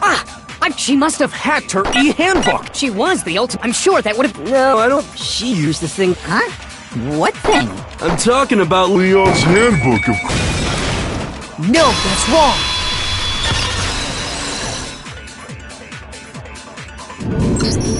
No, I don't think Chihiro used Leon's handbook. Why not? Because Leon's handbook was broken. Oh. Well, then, yeah, I guess that'd be pretty impossible, huh? I am struck silent by how quickly you gave up. Plus, isn't there a regulation against using someone else's handbook? Actually, the rule states that loaning your handbook is prohibited. It says nothing about borrowing one. In other words, you could borrow a dead person's handbook all you want, and you'd be safe. Yup, yup, yup! Hit the nail square on the noggin! Of course, if it were broken, that wouldn't make any sense anyway. So then, she must have hacked hers like I said. She used her ultimate programmer skills and... Bzzzt! You can't fix an e-handbook! The instant you open one up, a security buzzer starts blaring! So, if she didn't use Leon's handbook, and she didn't modify her own handbook... Maybe Mr. Naegi's initial assumption is just... wrong? It seems like there's no way she could have got into the boys' locker room. So I guess so. Okay then, I vote for Byakuya!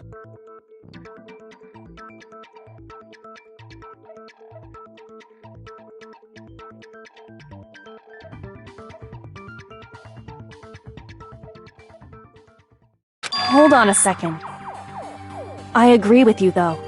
I think you're on the right track. What the...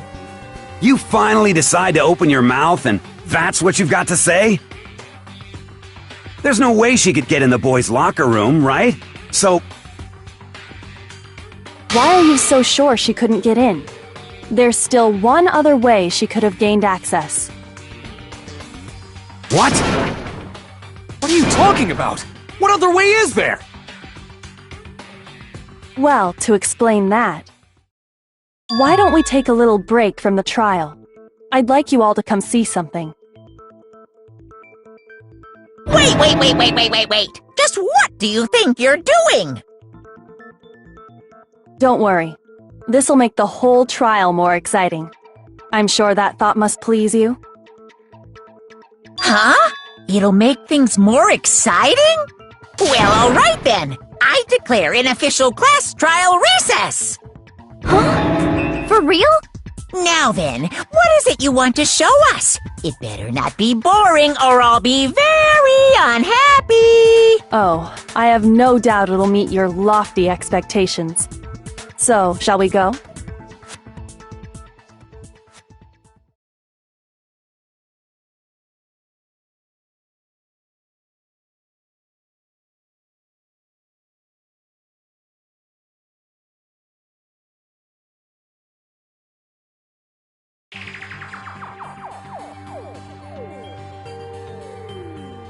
The girls' locker room?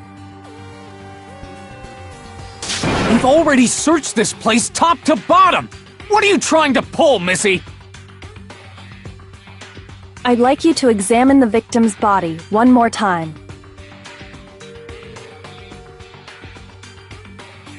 Be sure to examine the entire body very carefully. Take your time. Examine her carefully? Like using our hands? No way, no way, no way, no way, no way! It's probably best if I don't run my hands all over a girl's dead body. It's not that I'm creeped out or anything, it's just based on religious grounds, you know? Very well. I'll do it. But you're a girl.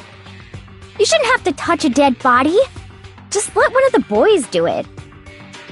No, it's okay. I think Chihiro would rather have a girl examine her. So just leave this to me. Sakura. What is this? Some kind of secret girl-on-girl action? Is that what you two are about? That's not it at all. Stop screwing around. Okay, here I go. I'm sorry, Chihiro. Please excuse the intrusion.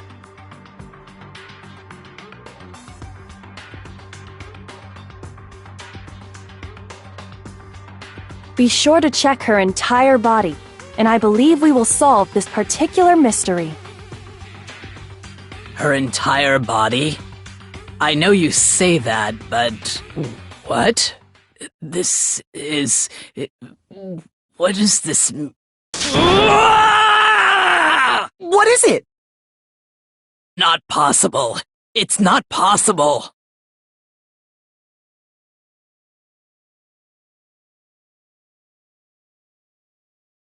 This girl is what? Is a boy! Ah, I see. So she was actually a he. Interesting. Thank you for confirming this fact. What? You're joking, right? I wouldn't joke about this. Then it's really true? Chihiro was a guy? Oh, what? You guys didn't know? Heck, I knew that right off the bat. Chihiro Fujisaki was totally a guy. Then he was a cross-dresser? Oh, now I'm really on fire! I wish I had killed him! So that's what Kyoko wanted to show everyone, huh? Interesting. Yeah.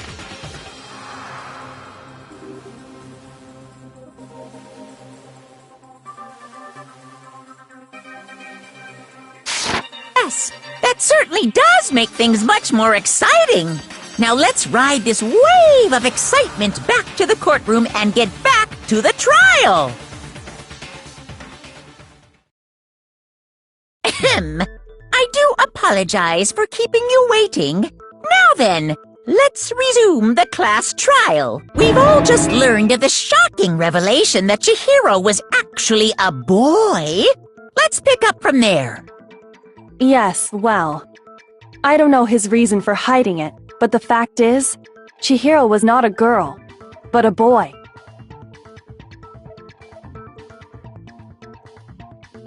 And because the victim was male, he would have had no problem gaining access to the boys' locker room. Assuming his handbook did, in fact, list his gender as male, then yes, that would be true. Of course his handbook said he was a boy. He dressed like a girl, but he was a boy through and through. So then, there should be no issue with Makoto's initial assertion. The victim was killed in the boys' locker room, and was then later moved to the girls' locker room. And the killer could have easily used Sayaka or Junko's handbook to get into the girls' locker room. So Chihiro really was killed in the boys' locker room? I still don't understand the motive for moving the body, but yes, that does seem plausible. Well, I must admit, I did find it rather odd. I knew he felt a little off. There was a certain incongruity to his female body. This is the most titillating situation! So now everything has been connected.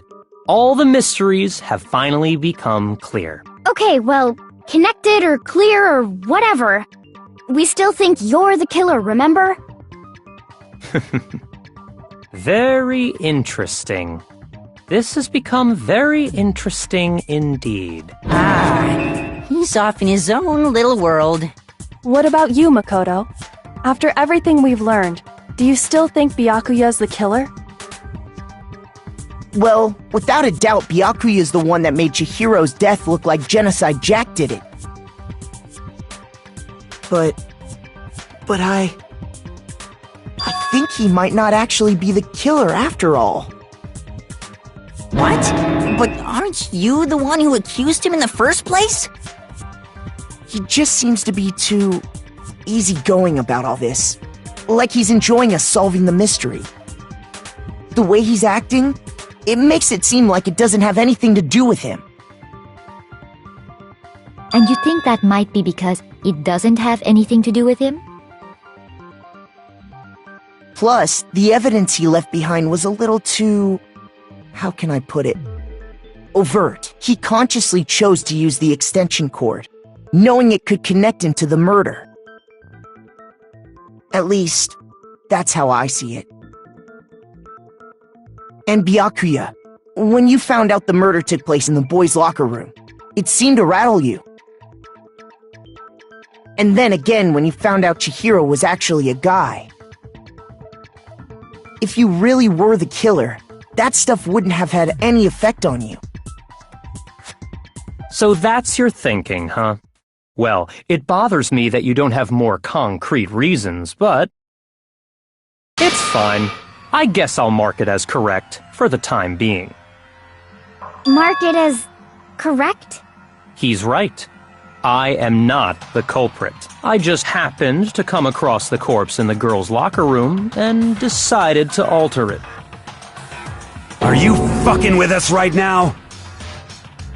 No, I am not effing with you right now. I'm telling you the truth. Well, I find it very hard to believe! Go ahead. Find it very hard to believe. You're free to be executed along with the rest of us. If you're really telling the truth, then why?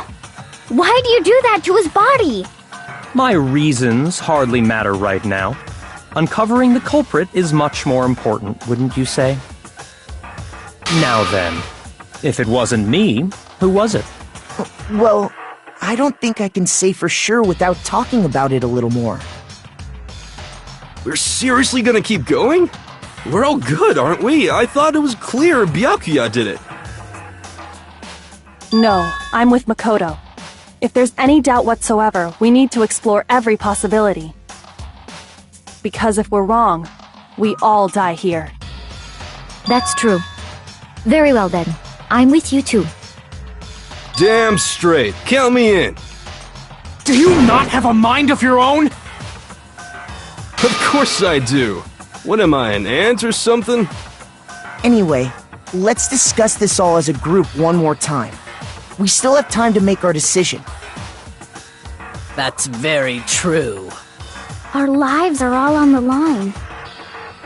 Excellent. Then shall we resume our game of hide and seek?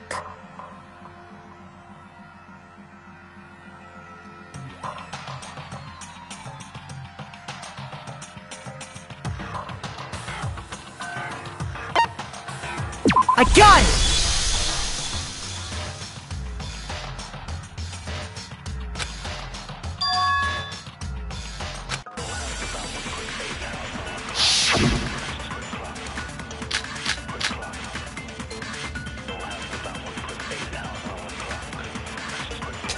Isn't there a single clue that might lead us to who did it? Well, clues are one thing, but did nobody get a look at the killer?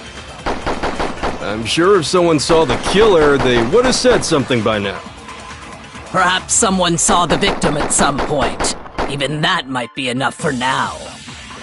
Yeah. All we need right now is any kind of new info. It's over. It's all over. You want to know who saw the victim? The killer! And only the killer. No, that's wrong!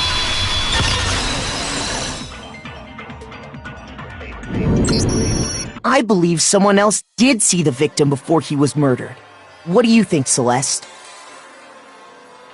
Now that you mention it, yes, I did see him. Huh? Really? Oh, but I suppose only Makoto knows about this. The rest of you had no idea, did you? That is why you're all making such ugly noises. Whatever! Just hurry up and tell us! It was last night, right before nighttime. I saw Chihiro in the dormitory warehouse. I saw him stuffing a track jacket into a duffel bag. And then, I assume, he headed off to exercise. A track jacket and a duffel bag? But we didn't find anything like that at the murder scene. It seems likely that the culprit destroyed them to get rid of any evidence. And that is when he said something that struck me as rather odd.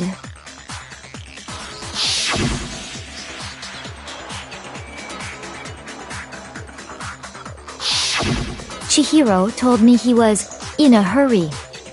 But why would he be in a hurry? Only if someone were waiting for him, I should think. So, Mr. Fujisaki was on his way to meet with someone, and then they were going to work out together? But Hina and I had invited him to exercise with us plenty of times, and he always declined. Probably because he was afraid you'd find out the secret he was hiding, right? Which means that conversely, he must have trusted whoever he was meeting with very much. Enough so that he was willing to risk his secret being revealed.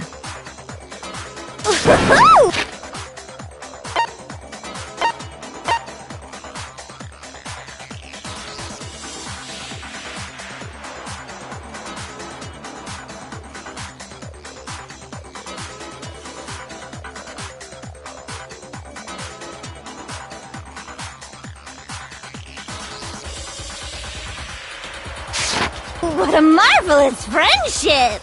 The point is, whoever he met up with is the culprit, right? So we just gotta figure out who it was. But knowing what we know, I can't even guess. No, you already have what you need to make the connection. Huh? You know who the killer is. Seriously? Who is it? Who's the killer? Think back to the track jacket and duffel bag the killer disposed of. Focus on the details of these items, and it should become obvious who was waiting for him. Are you sure about that? You really think we can figure out who did it based on two pieces of evidence that we don't have? What? You want to track down some fingerprints or something? Even if we had the equipment for that, we wouldn't know how to use it. As was noted, the evidence is already gone. There's nothing to get fingerprints from. Maybe, but we can make certain inferences if we just take the time to talk it out. Easy for you to say. But fine. Celeste, did you notice anything special about the bag or jacket? The bag was just a normal duffel bag from the warehouse. All the bags in there are the same, so I can't imagine what would make that one special. Well, if I remember right, there was a decent variety of tracksuits to choose from. Do you think there might be some connection between the culprit and Chihiro's jacket? Perhaps. Let's explore that and talk a bit more about the jacket he took.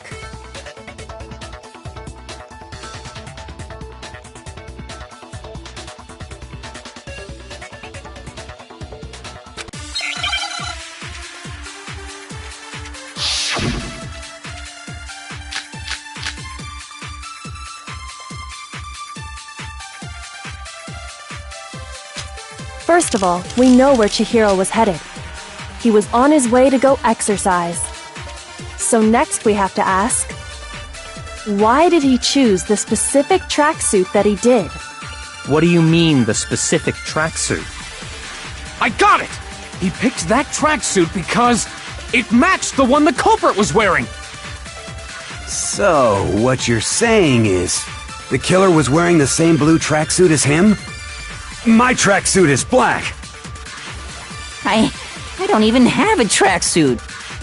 'Cause exercising sucks. I have a white tracksuit personally. I got it from the warehouse, if you must know. Did any of that really help us get any closer to figuring out who the culprit is? No way. Not a chance. You heard him, right? What he just said without even realizing it? First of all, we know where Chihiro was headed. He was on his way to go exercise. So next we have to ask, why did he choose the specific tracksuit that he did? What do you mean, the specific tracksuit? I got it! He picked that. It matched the one. So, what you're saying is, the killer was wearing the same blue tracksuit as him? No, that's wrong!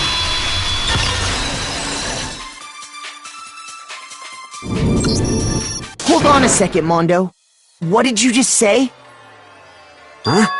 What'd I say? When Celeste testified a few minutes ago, she said...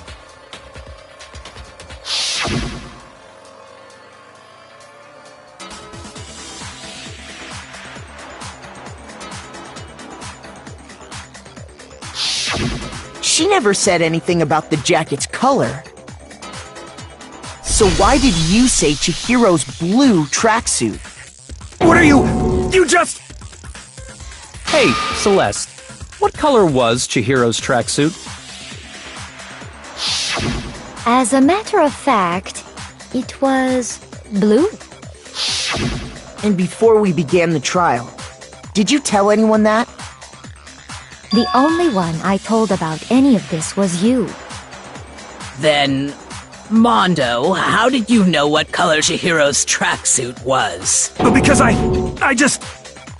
I'm sure he saw the clothes at some point in the investigation. No, that can't be it. The bag and clothes were surely disposed of by the time we began our investigation.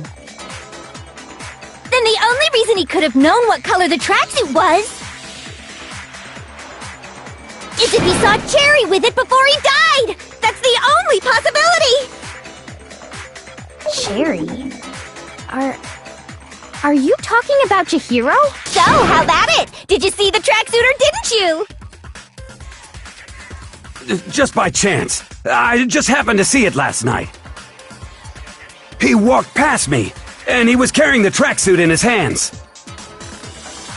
No, that can't be it either. According to Celeste's testimony...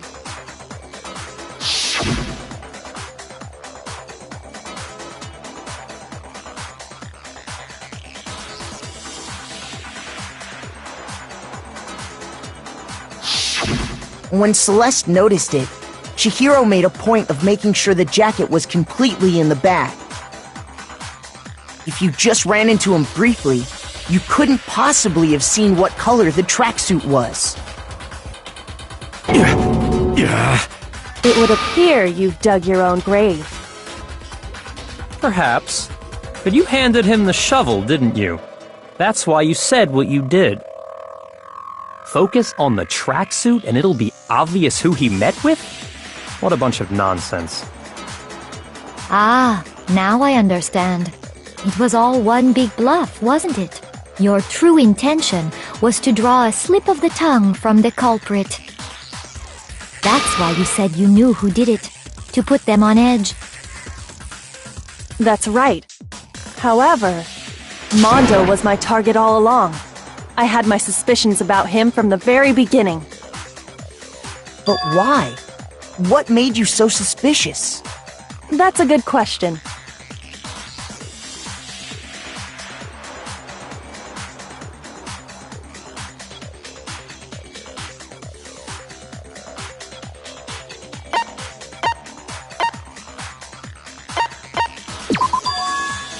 There was a certain turning point that tipped me off.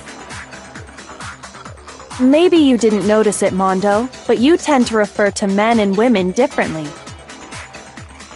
You only call guys dude. For girls, it's chick. And after he was killed, you happened to refer to him as dude. Once I picked up on that, it occurred to me that Mondo knew something we didn't. You noticed such a tiny detail? Are you a witch? She's a witch! You're positively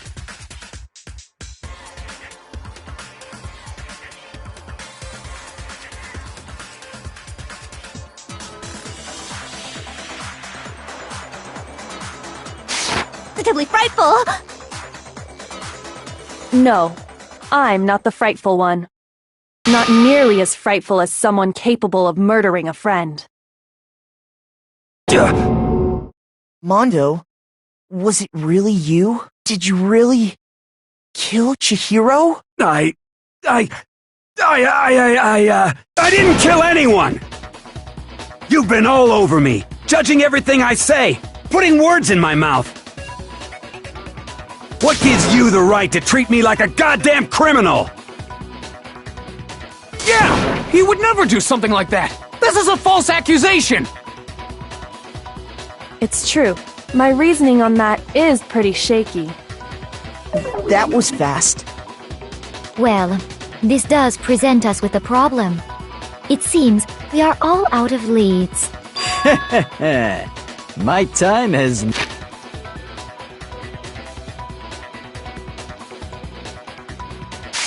nearly come. That's what my little ghost friend is telling me. Oh yeah, that reminds me. Hifumi, weren't you telling me you'd found some evidence? Really? What kind of evidence? Actually, now that I'm thinking about it here calmly, it might not be all that relevant. Jeez, did your confidence just get up and walk away? It's fine, man. Just tell us. If you really insist, then,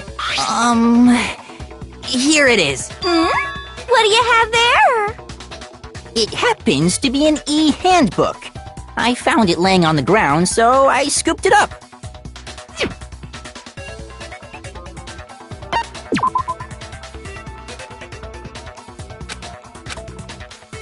Shoot!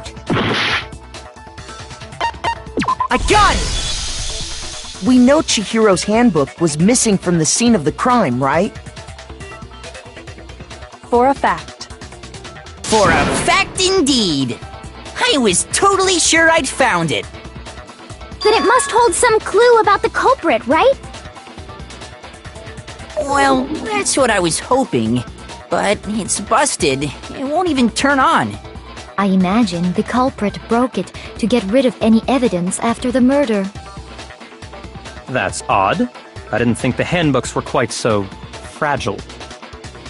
You're right. They're not. They're totally waterproof and shock resistant. It would take an awful lot to break one. And yet, this one does appear to be broken, as is Leon's, sitting useless in the main hall. For all your confidence, that is a remarkably high failure rate. Do you think there might be some kind of mystery in there somewhere? How precisely did the handbooks get broken?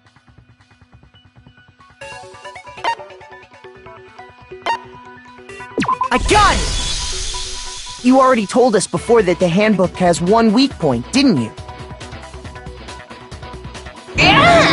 You remember that? Sure, maybe I let that slip, but I never told anyone what the weak point actually was. But if the handbook is supposed to never break, and two of them broke in quick succession, then we can only assume that someone's figured out its weakness. You know what the weakness is, right, Monokuma? So, what is it? Huh? You're asking me? I think it's a necessary piece of information if you want this to be a fair trial. But if I tell you, and someone else decides to copy it, that would be very not good. Just tell us already! Why would we want to break our own handbooks? Oh well, I have a weakness for pushy demands. But you're sure you won't follow their example? Then allow me to make a special announcement. The weak point of my cutting-edge e-handbook is... when it's exposed to high temperatures for too long, it will suffer a meltdown and totally break! I flippin' knew it! You knew it? Yeah, 'cause I found the handbook laying on the floor of the sauna. The temperature in the sauna can reach over 200 degrees. Strange how you don't get burnt, huh? It's because as your sweat evaporates, it creates a cooling layer of air around your skin. If the hot air of the sauna were somehow pushed directly onto your skin, you'd definitely get fried. That layer of air would get blown away. That's why you may feel a burning when you move around. So when you're in a sauna, make sure to keep nice and still. Wow, interesting. I learned one new fact today. That is a mere trifling speck of knowledge. Anyway, if you found the victim's handbook in the sauna, then the killer must have been purposely trying to raise its temperature in order to break it. meaning the culprit somehow knew its weakness. But how'd they find out? Monokuma said he didn't tell anyone, right? Indeed. Quite the mystery. What if they found out by accident? What do you mean by accident? What if the killer took their own handbook into the sauna, not knowing its weakness, and it broke? They'd realize it was broken, of course, and it wouldn't be hard to figure out why. And once they had Chihiro's handbook, they knew they had an easy way to dispose of it. I won't say it's not possible, but who would have done something like that? I don't know of anyone who took their handbook into the sauna. I might know someone who did. Whoa! Seriously? I think the one who may have taken their handbook into the sauna was...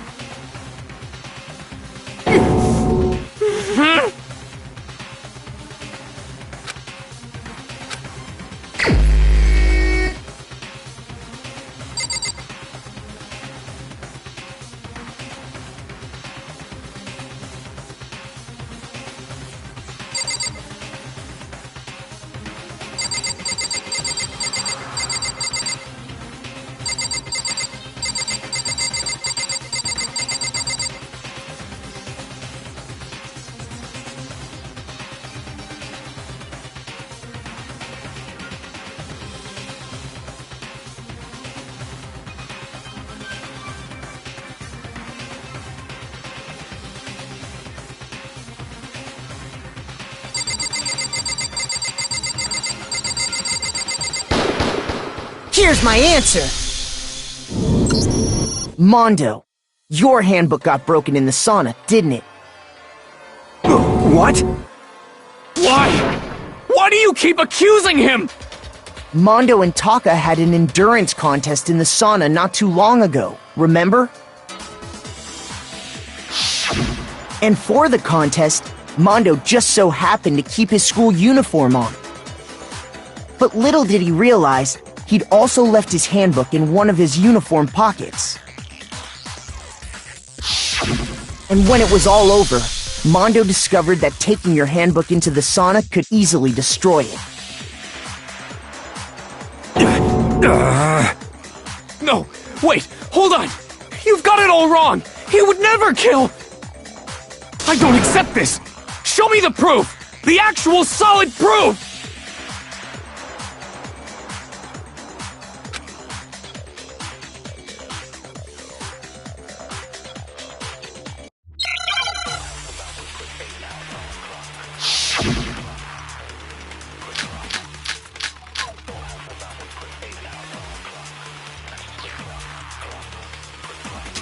Let's test Makoto's assertion. If what he says is correct, then Mondo, you broke your own handbook. In other words,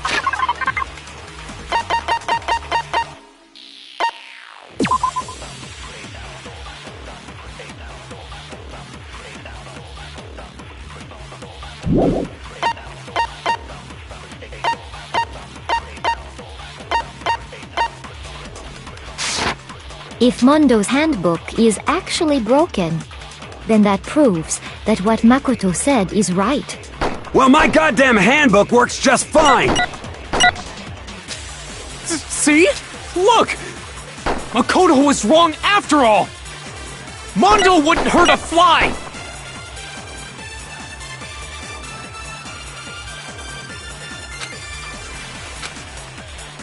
Let's test Makoto. If what he said, you broke your own handbook. In other words, if Mondo's handbook, then that proves. Well, my goddamn handbook works just fine! No, that's wrong!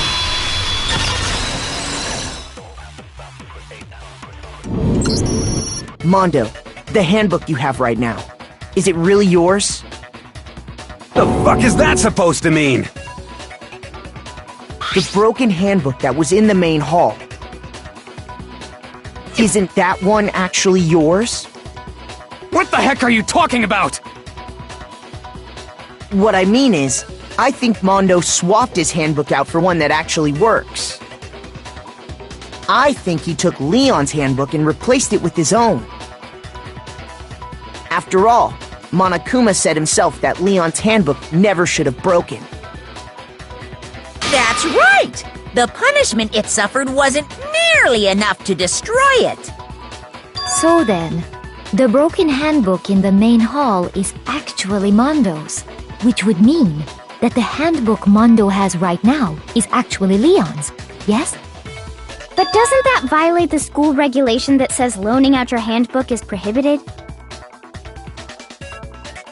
Well, here's how I look at it. There is a rule about loaning your handbook to another student, but if they're dead, they're not a student. It's kind of a gray area, I admit, but no worries. If anything, it just makes things more interesting. As such, I decree that exchanging handbooks with a corpse is not a violation of the rules. Well, Mondo, if I'm wrong about this, you're welcome to say so. I'm happy to admit I made a mistake, but... Son of a bitch! What's wrong, bro? Come on! Tell him he's wrong! You are wrong! You have to be wrong! Everything you just said is wrong! You made it all up! Okay, then why don't we look back on this case one more time, from the beginning? That way, everything will become clear, and we'll all see if I was right or wrong.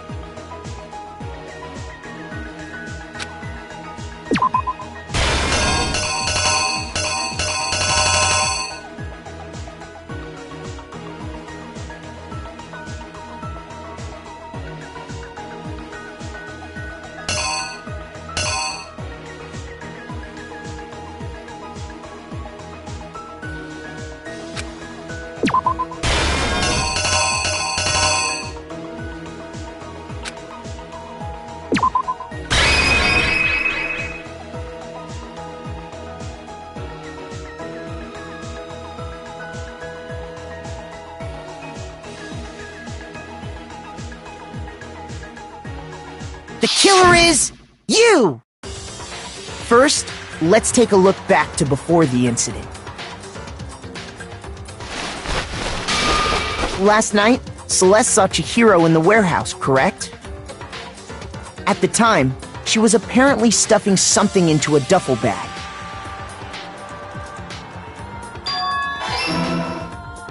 That something was a blue tracksuit.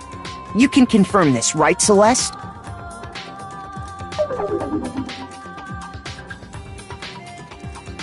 With bag in hand, Chihiro headed out, even though it was officially nighttime. She made her way to the locker room, specifically the boys' locker room. But how could the victim, who was apparently a girl, access the boys' locker room?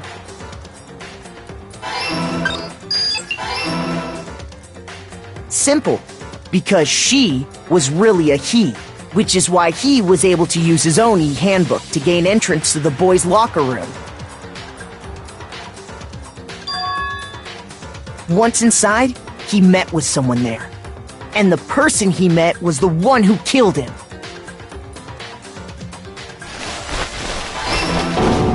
It seems likely that the killer grabbed the nearby dumbbell, approached the unsuspecting Chihiro,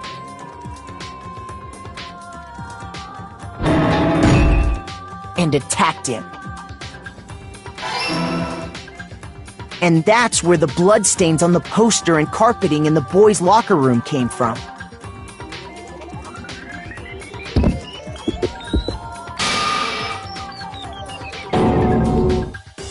It was likely in the heat of the moment. The body was arranged, but the murder itself felt unplanned.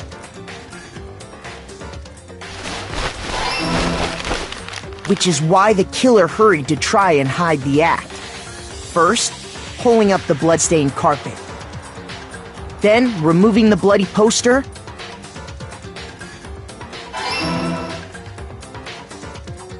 And finally carrying the corpse into the girls' locker room. A girl's handbook was necessary to get into the locker room, of course. But this alone doesn't prove that the killer was necessarily a girl. After all, Sayaka and Junko's handbooks had been placed in the main hall. Using one of those, a boy could get into the girls' locker room without much problem. And that's exactly how the killer did it. With the carpet and the poster they brought with them, they got to work.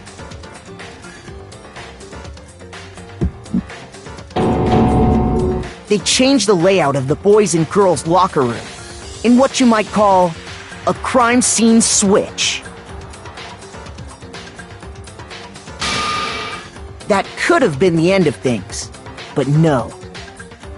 Byakuya discovered the body and decided to intervene in the situation, making things even more complicated.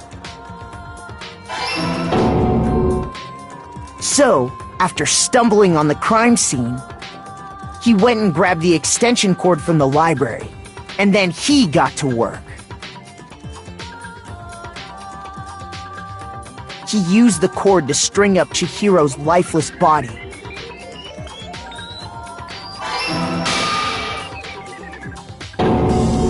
Then, using the victim's own blood, he left a grisly message there at the scene of the crime. He wanted to create the illusion that Genocide Jack was responsible for the slaughter.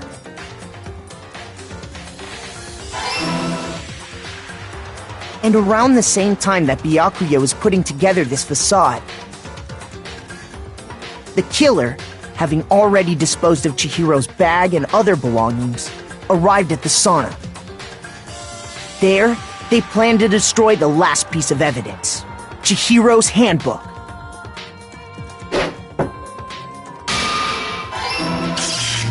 And just as the killer expected, the steamy sauna was enough to ruin the electronic gadget. Somehow, the killer knew that the handbook couldn't stand up to the heat of the sauna. And the reason they knew that is because the sauna had already wrecked their own handbook. And that's how it all played out.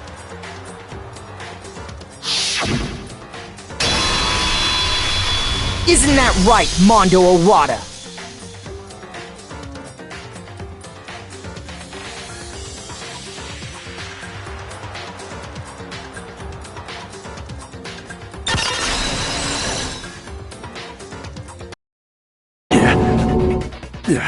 Wait!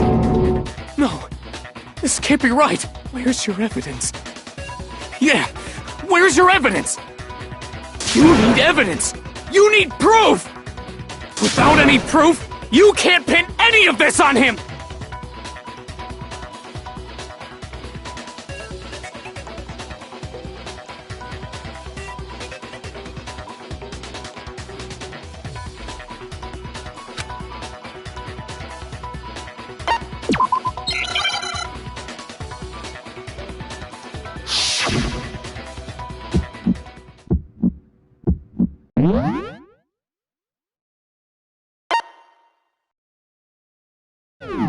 Show me some evidence!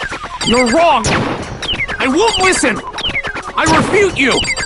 False! Show me some evidence! I won't listen! I refuse to vote! Show me some evidence! You're wrong! I won't listen! I refute you! False! Show me some evidence! I won't listen! You're corrupt! I refuse to vote! I refute you! False! You're corrupt! Show me some evidence! I won't listen! Show me some evidence! You're wrong! Show me some evidence! This should prove it!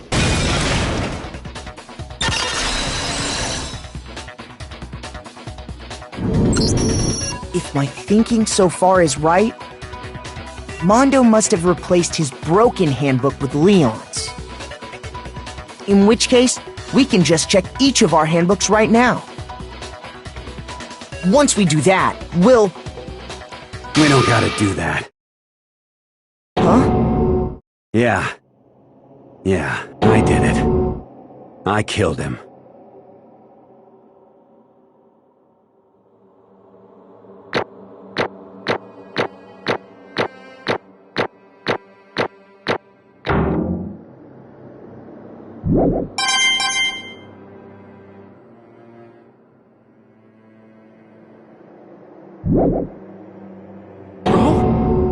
Bro!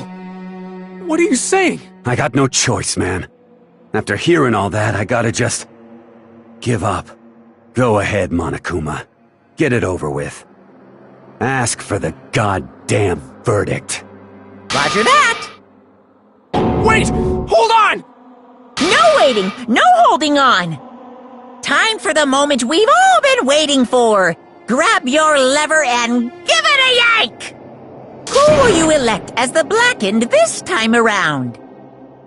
Will you make the right choice or the dreadfully wrong one?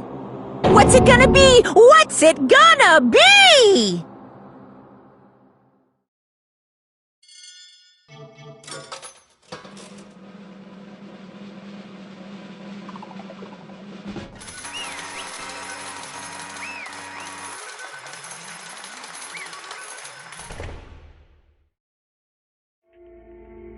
What?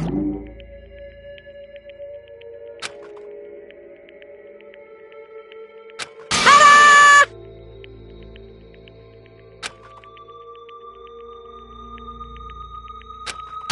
Unbelievable.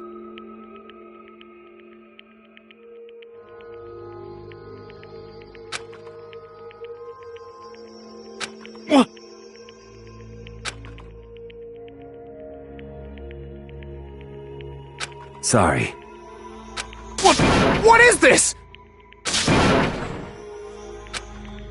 Ah! Now then. Actually... Ha!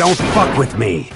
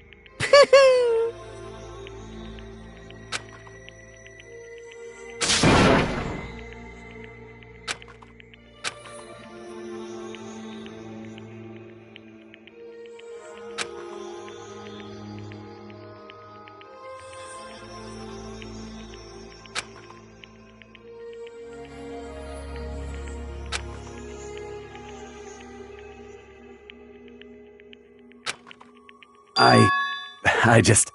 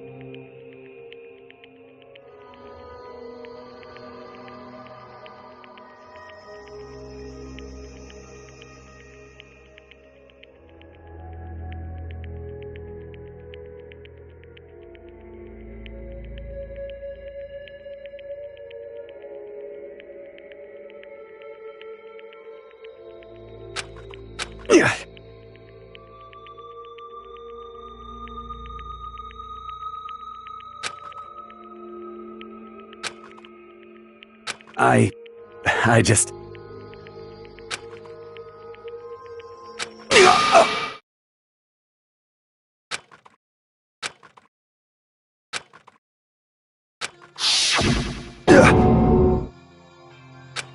I'm sorry.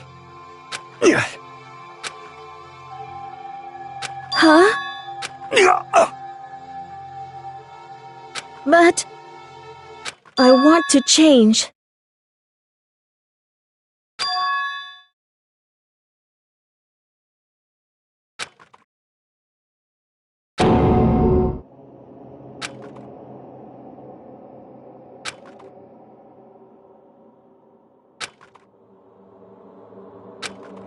You piece of... What? What? Huh?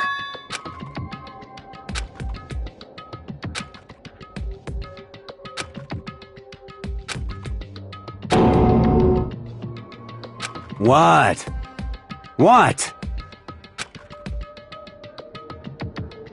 No!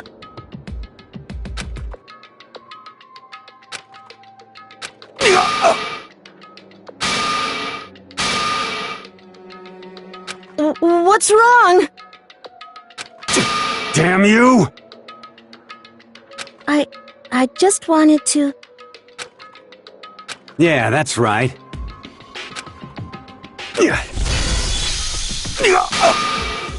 You son of a bitch!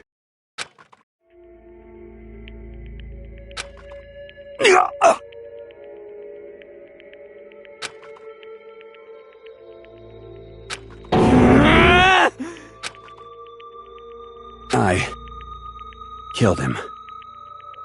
I killed Chihiro.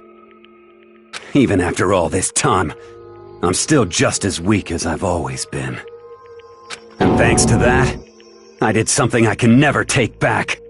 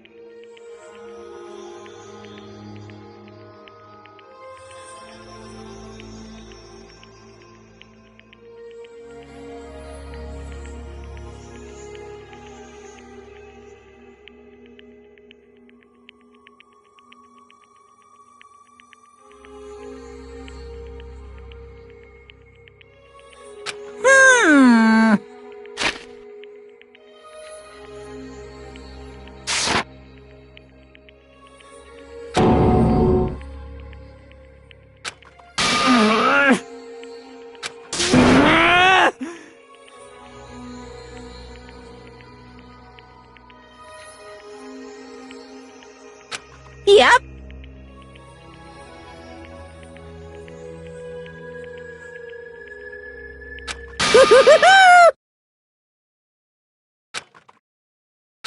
It can't be.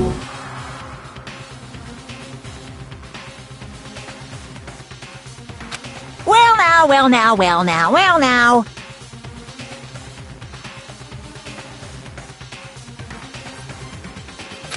Ridiculous. Now then, I've prepared a very special punishment. Let's give it everything we've got. It's punishment time! Sorry, man. I couldn't keep the promise we made. From one man to another.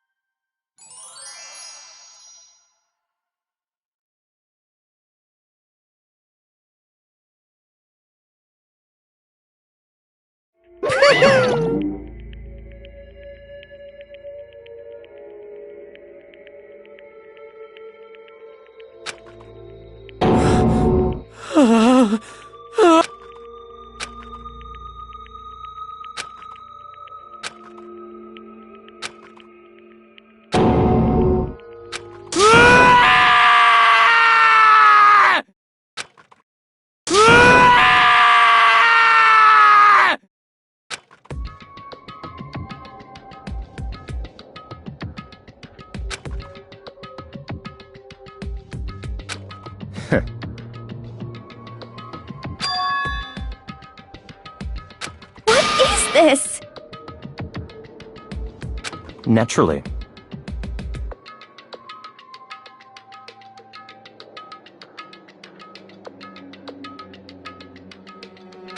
okay. However, What?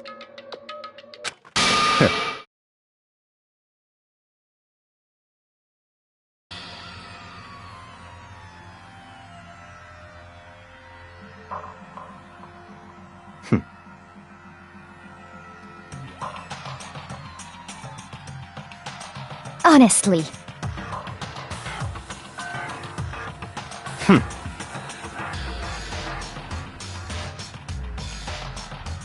There is nothing to be done.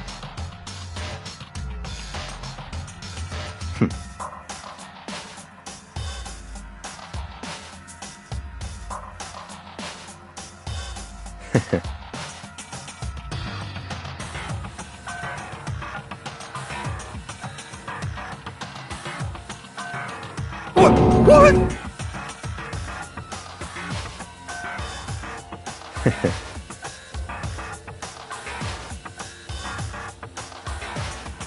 Well...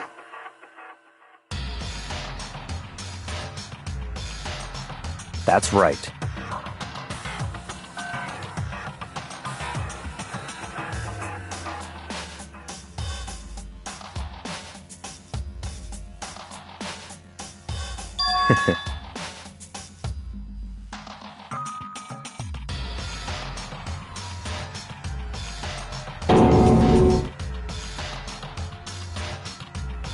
I see.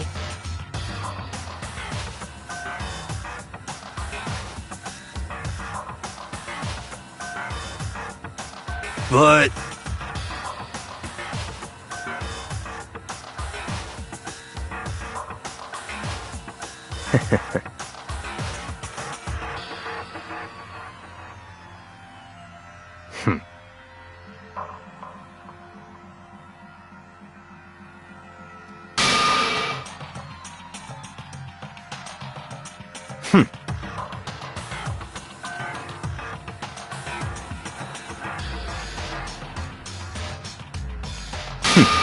Interesting.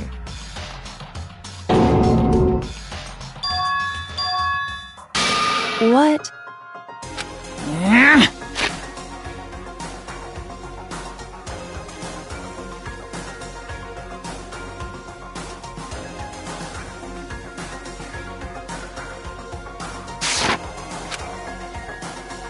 Damn. Huh? What the heck? Damn it!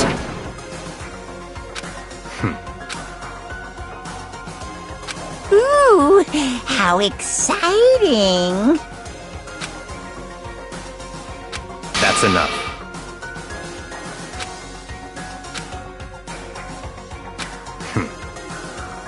In the name of my family.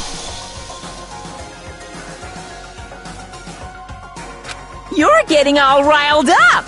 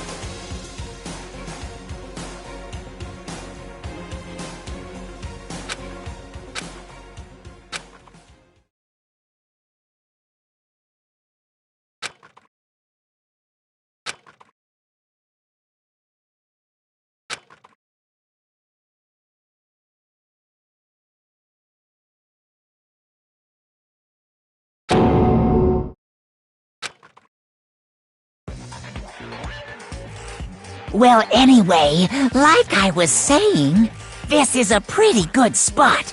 Yeah, a really good spot. Anyway, isn't it amazing how that girl went and killed someone before things even had a chance to get boring? Once things really get moving, it'll be like a roller coaster. There won't be any stopping it. Fear and despair charge forward at a speed nothing can hope to match. But I must admit, I'm disappointed. I went to all the pain and effort of making you part of the group, and you couldn't play your part. You do remember you were supposed to make the first move, right? Well, no biggie. Nothing we can do about it now, so just do your best to make things more exciting from now on, okay? After all, that's what everyone wants to see. As long as you don't want to know my measurements, fire away! Ooh, my, you really took me by surprise there. I know I said you could ask anything, but super denied, ultra denied, demonic denied, because you see, that's my ace in the hole. And nobody'd be dumb enough to reveal that, right? No matter how close they were to their friends.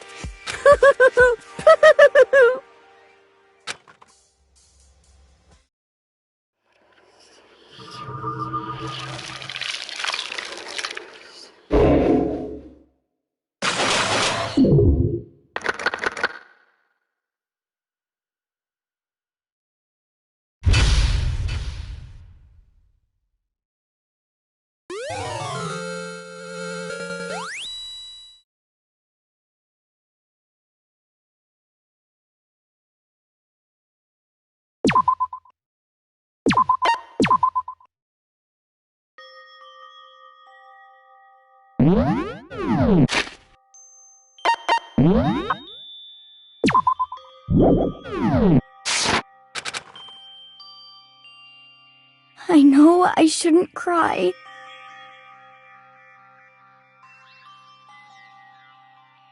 But...